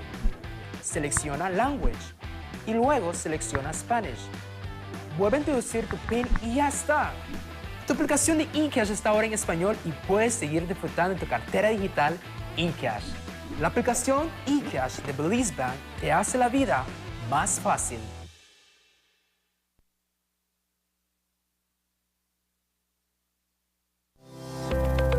Galenia Hospital, located in Cancun, Mexico's premier tourism destination, is a state-of-the-art healthcare facility that provides highly specialized medical services. We are Quintana Roo's biggest private hospital with board-certified doctors and staff. Some of our services include Cath Lab, Adult Intensive Care Unit, Neonatal Intensive Care Unit, emergency rooms, operating theaters, ambulance services, and more. We are a medically accredited hospital by JCI, Accreditation Canada International, and General Health Council, providing extraordinary care in every specialty, from our cardiology department to our neurology center. We are focused on treating the entire person, body, mind, and spirit. Contact us at medicaltourism@hospitalgalenia.com or visit our website at www.hospitalgalenia.com. Come to Galenia Hospital in Cancun for a truly personal medical care experience.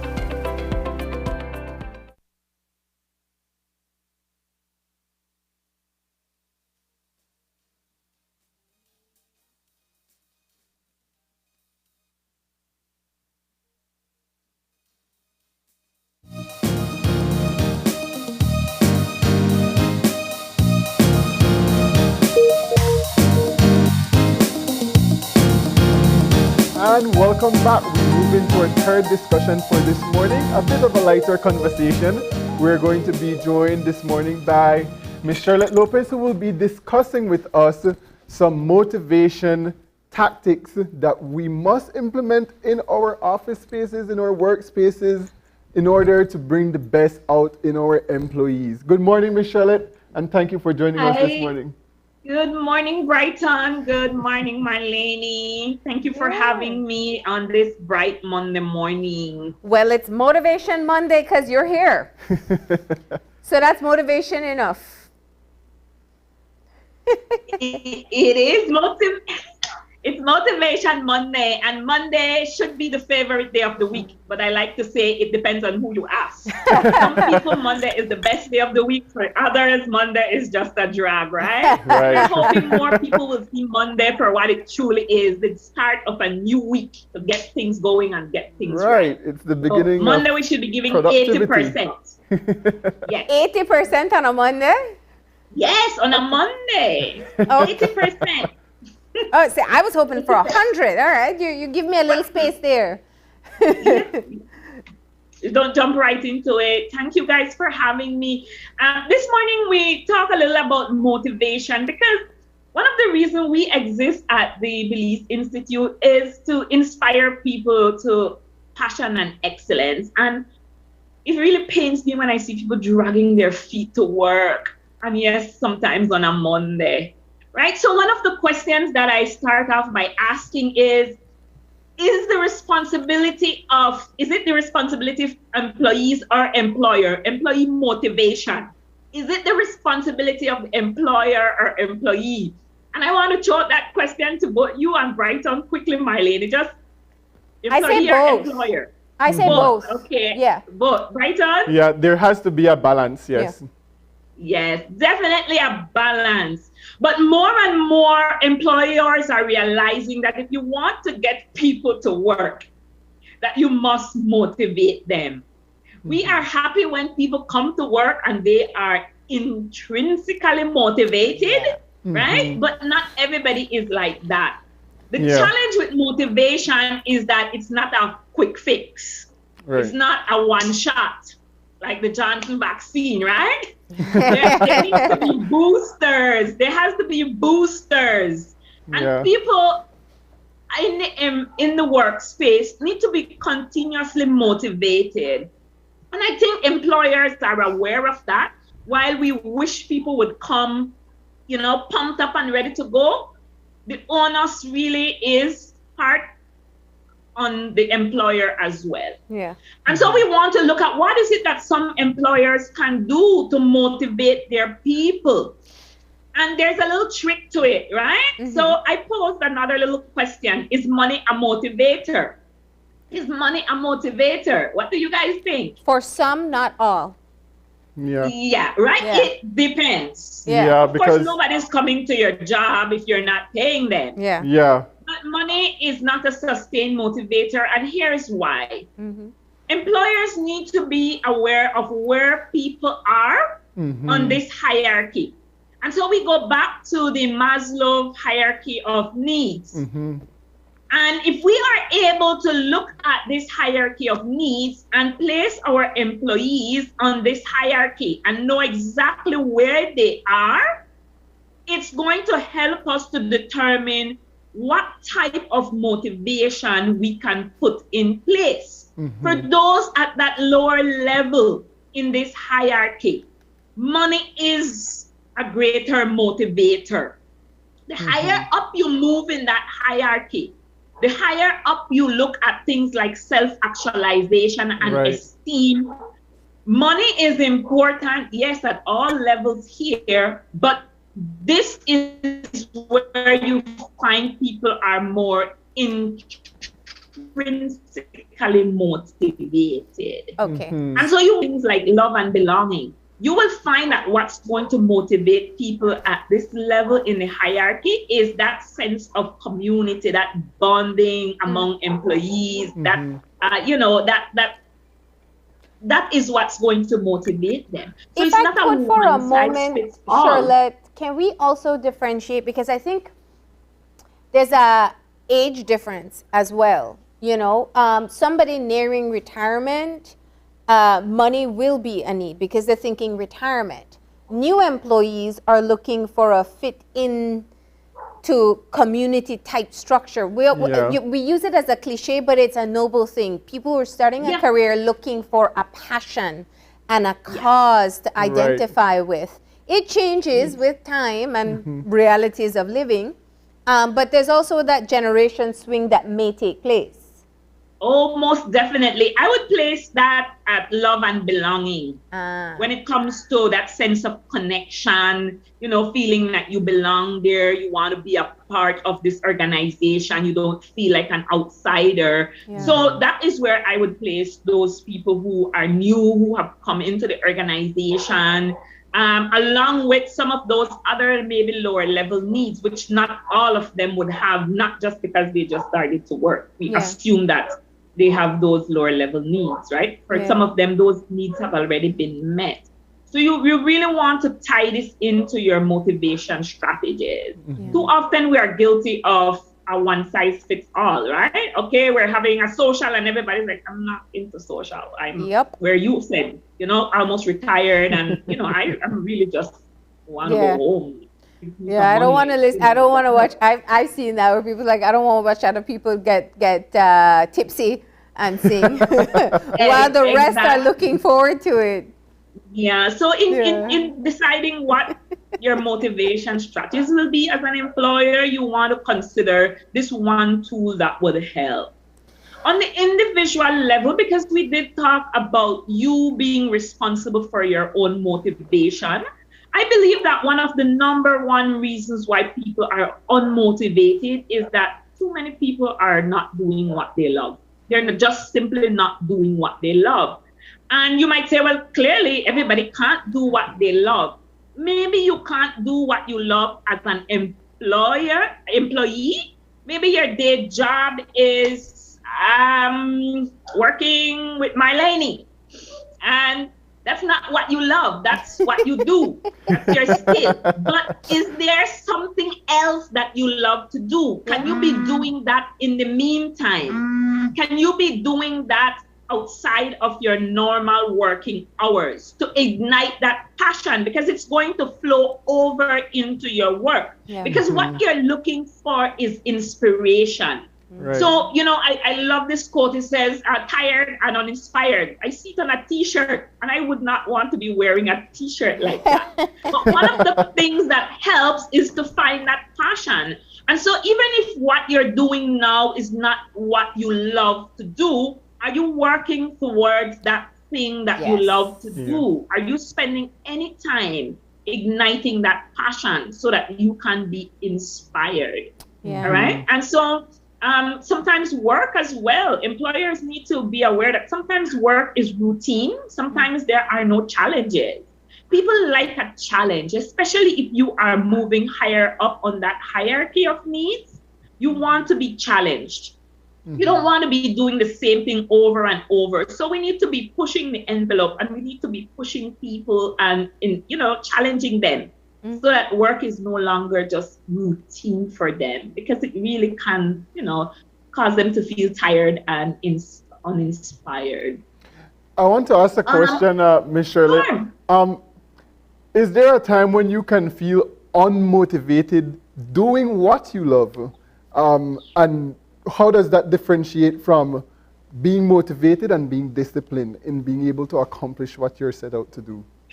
One of the things I note about motivation, and this is not to say that this is the case, but it's just my observation, that it seems to come in bursts. I don't know. I consider myself to be highly motivated, but even sometimes I feel uninspired. I feel unmotivated. Like for me, I think there is bursts and there are periods of motivation. And so to me, I think that's okay once you don't lose your focus. There are times when I pause and when I have to go look for inspiration and motivation outside of myself, because it's just not coming, even though I consider myself to be intrinsically motivated. So yes, there are times when that happens, and that's okay. I'm glad you have to said recognize it. And what it is that you do during that time, you recharge. Right.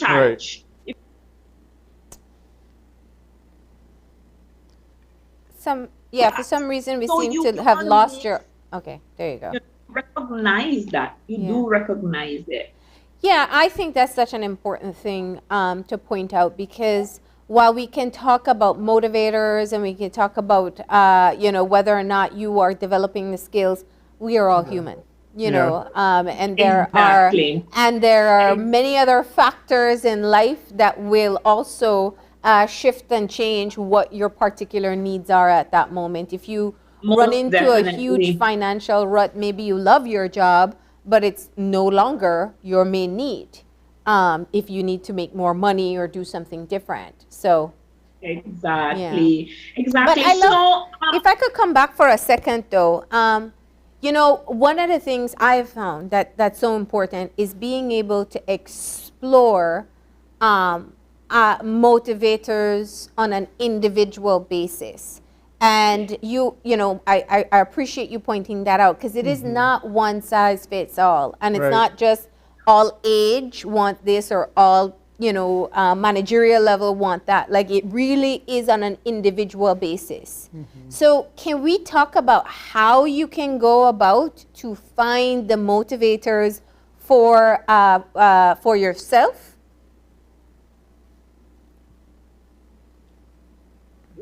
One of the key things that we consider, Marlene, is that individuals, we simply cannot put the onus on our work alone, because at the end of the day, we should have personal goals. We all have personal goals that we are trying to accomplish. So set those goals for yourself, and those will help to keep you on track and keep you motivated. There is a story that I read once. It's from the Bible. And it says, "Why sit we here until we die?" And that story had a great impact on me years ago, and it still has an impact on me now. Right? The story tells of these 4 lepers who were outside the city gate. The gates were locked because there was a threat of war. And so nobody was coming in or going out. So they were sitting there literally starving to death. A little away was the enemy's camp. And one day these lepers said to themselves, why sit we here until we die? If we sit here, we're going to die. If we go to the enemy's camp and plead our case, they're probably going to kill us. Either way, the options don't look good. But why sit we here? And when I listened to that story and I realized, wow, this is so profound. Too many times we don't get up and move because none of the options seems appealing to us. Mm-hmm. But the reality is we must get up and we must move. So you find that motivation within yourself by setting that goal and say, hey, what do I really want? What am I trying to accomplish? Yeah. Why am I sitting here wasting my life? So it's the self-talk. It's really what are you telling yourself? So we must be able to, some morning, every day I get up, I tell myself something good is going to happen today. That's what I tell myself. Some things good don't happen every day. Yeah. Some days nothing happens. And I crawl right back into bed and I say, tomorrow. And so what is it that you're telling yourself? And sometimes we get caught up in negative self-talk. Mm-hmm. The negative self-talk is killing us. So we have to be able to start changing the language. If you get up and you don't have $1 to your name, you say, today I'm going to earn $1. Somewhere, somehow, there's $1 out there with my name on it. Mm-hmm. Right? So what are we telling ourselves? Let's start at that very basic level. Yeah. At the organizational level, Ms. Charlotte, how do you navigate something like this in trying to motivate your employees when they're, for example, if you have a large-scale organization versus a smaller-scale organization where you could have that more individual one-on-one interaction, and then at the larger scale, well, it's basically a network of different subsectors within that organization. How do you motivate your employees, in a larger organization? We make it a priority, which many organizations don't, because they don't see it as that. We expect, like I said in the beginning, employees to come in and they should be motivated, but we know that they're not.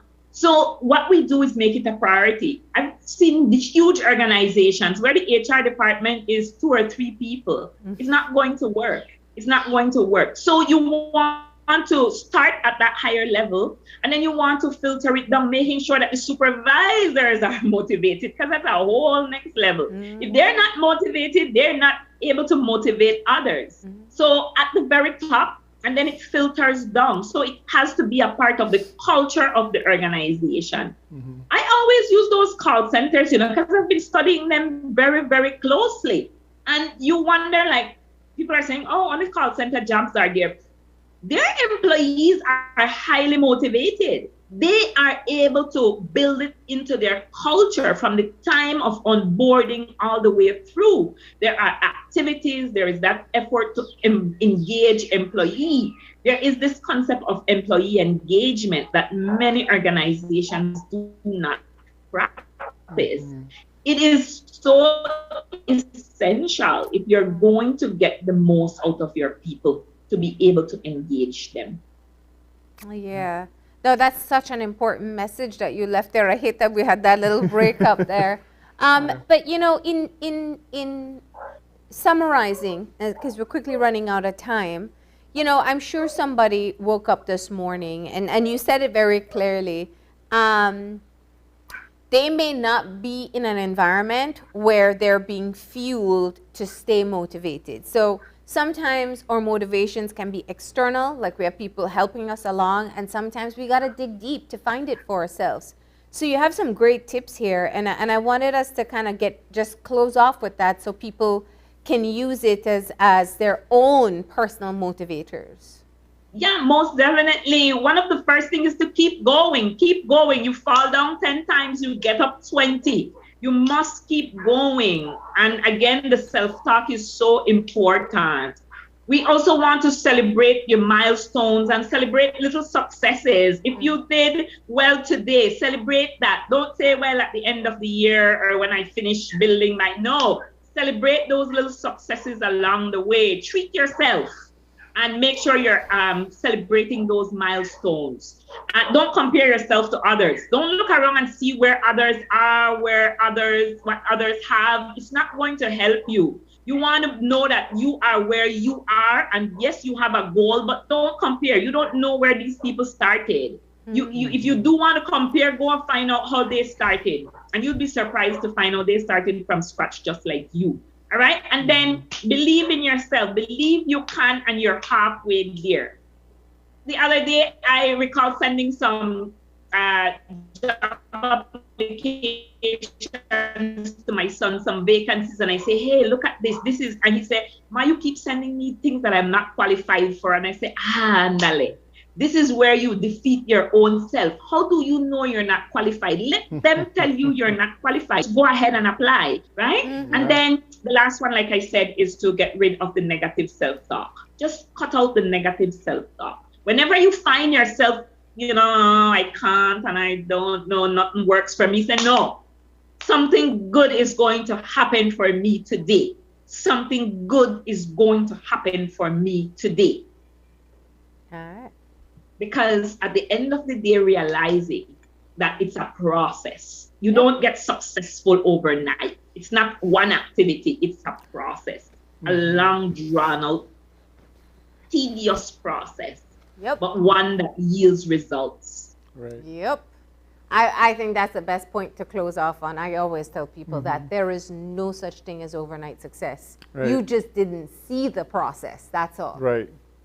It is a process. There will be ups and there will be downs, but it's a process and you must get back in there like any good boxer. You get up until, you know, even if it's a TKO, there's another fight after that. Yep. So you have to just keep going, right? Yeah. So thank you again for the opportunity. We want to remind you guys that we continue to offer these excellent courses, motivational and otherwise. And yeah, we you have got some quite a Easter few programs coming up, April. right? Yes, we do. We continue to still work with the teachers in conjunction with the Ministry of Education.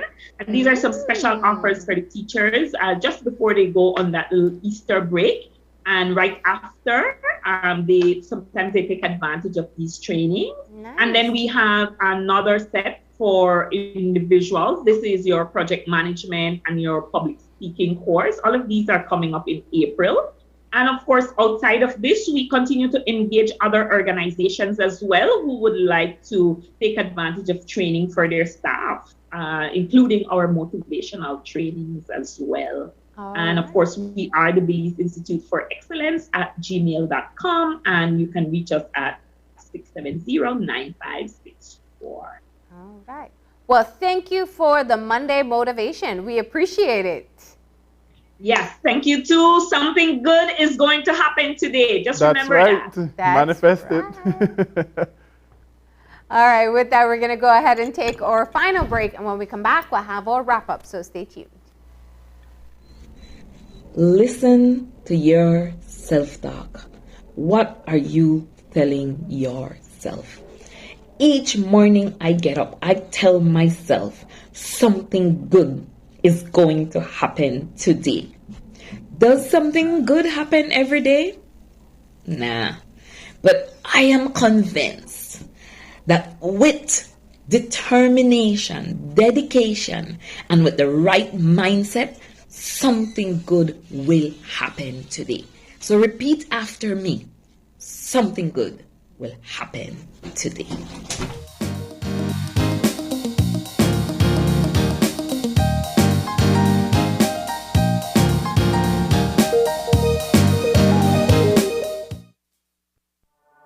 Todo beliceño merece tener una conexión de internet de calidad, rápida y confiable en su hogar. Para clases en línea y trabajo desde casa, es la nueva forma de vida.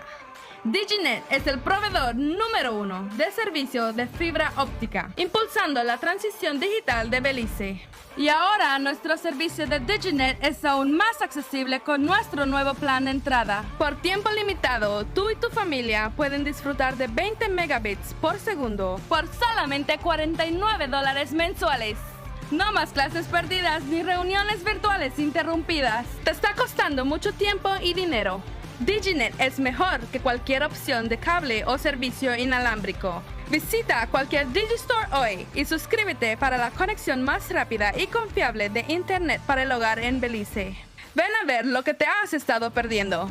El mismo servicio de fibra de alta calidad, rápido y confiable, ahora a un precio aún más bajo. Para más información, visita www.livedigi.com/Diginet. Digi, nuestra telecomunicación nacional.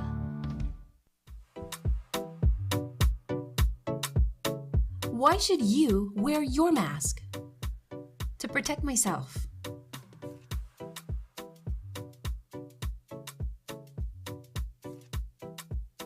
My friends. My family and others.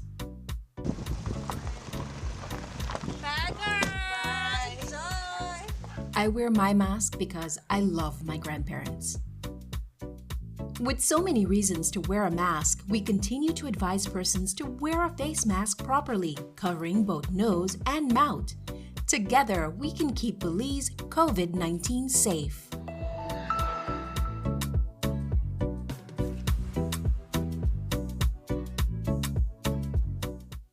Your life just got a lot less complicated with Belize Bank Contactless MasterCard Debit Card. Introducing our Standard Debit and MasterCard Platinum Debit Cards. Now you can make purchases anywhere MasterCard is accepted with one tap, pay and go. Your contactless card never has to leave your hands, especially in these times. And your card is embedded with multiple layers of security. Platinum card holders get to enjoy extra benefits like price protection, purchase protection, trip inconvenience, and luggage protection, just to name a few. Start enjoying a cashless lifestyle today with the Belize Bank.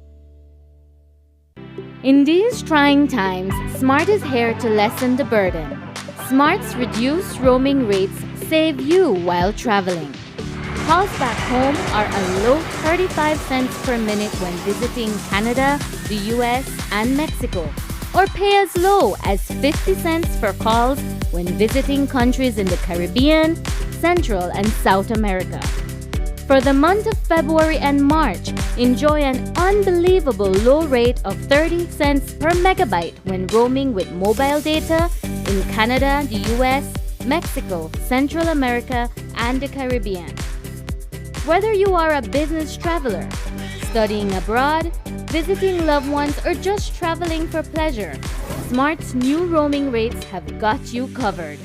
Roaming in China, Europe, Central America, South America, and the Caribbean is as low as the cost of making a local call. It's that low. Smart's roaming coverage continues to grow, so you can also enjoy affordable roaming rates in several destinations across the globe. For more information on rates to other countries, visit our website or call 1090 for more details before you travel.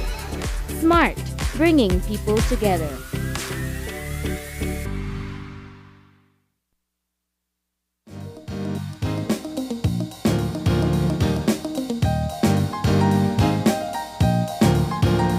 And we're back. And there we have it, Marlene. We're at our wrap up now, and we're definitely getting our Monday moving. That's right. And we want to thank you for tuning in today. And we had extended conversations about day 1 and 2 of the royal visit. Of course, that continues today.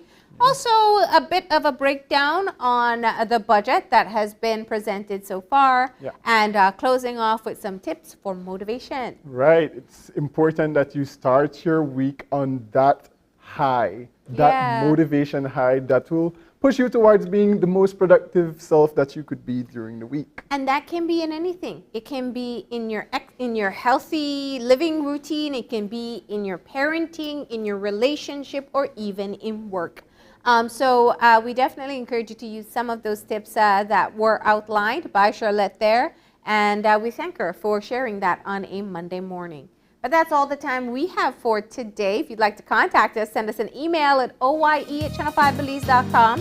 Find us on Facebook at Open Your Eyes BZ. And you can also see us on Instagram at OYEBelize. And remember to tune in tomorrow morning at 6:30 when you open your eyes. To start your morning right. Until then, keep your eyes, your mind, and your heart open. We'll see you soon. Enjoy your day, Belize.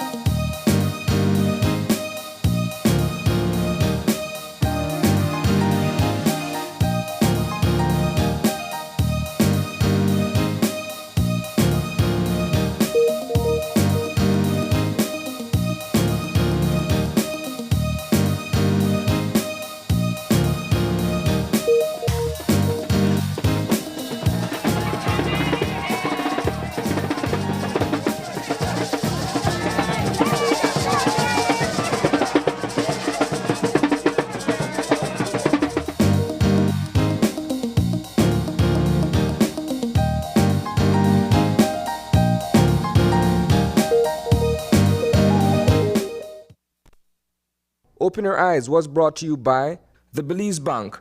Our country, your bank.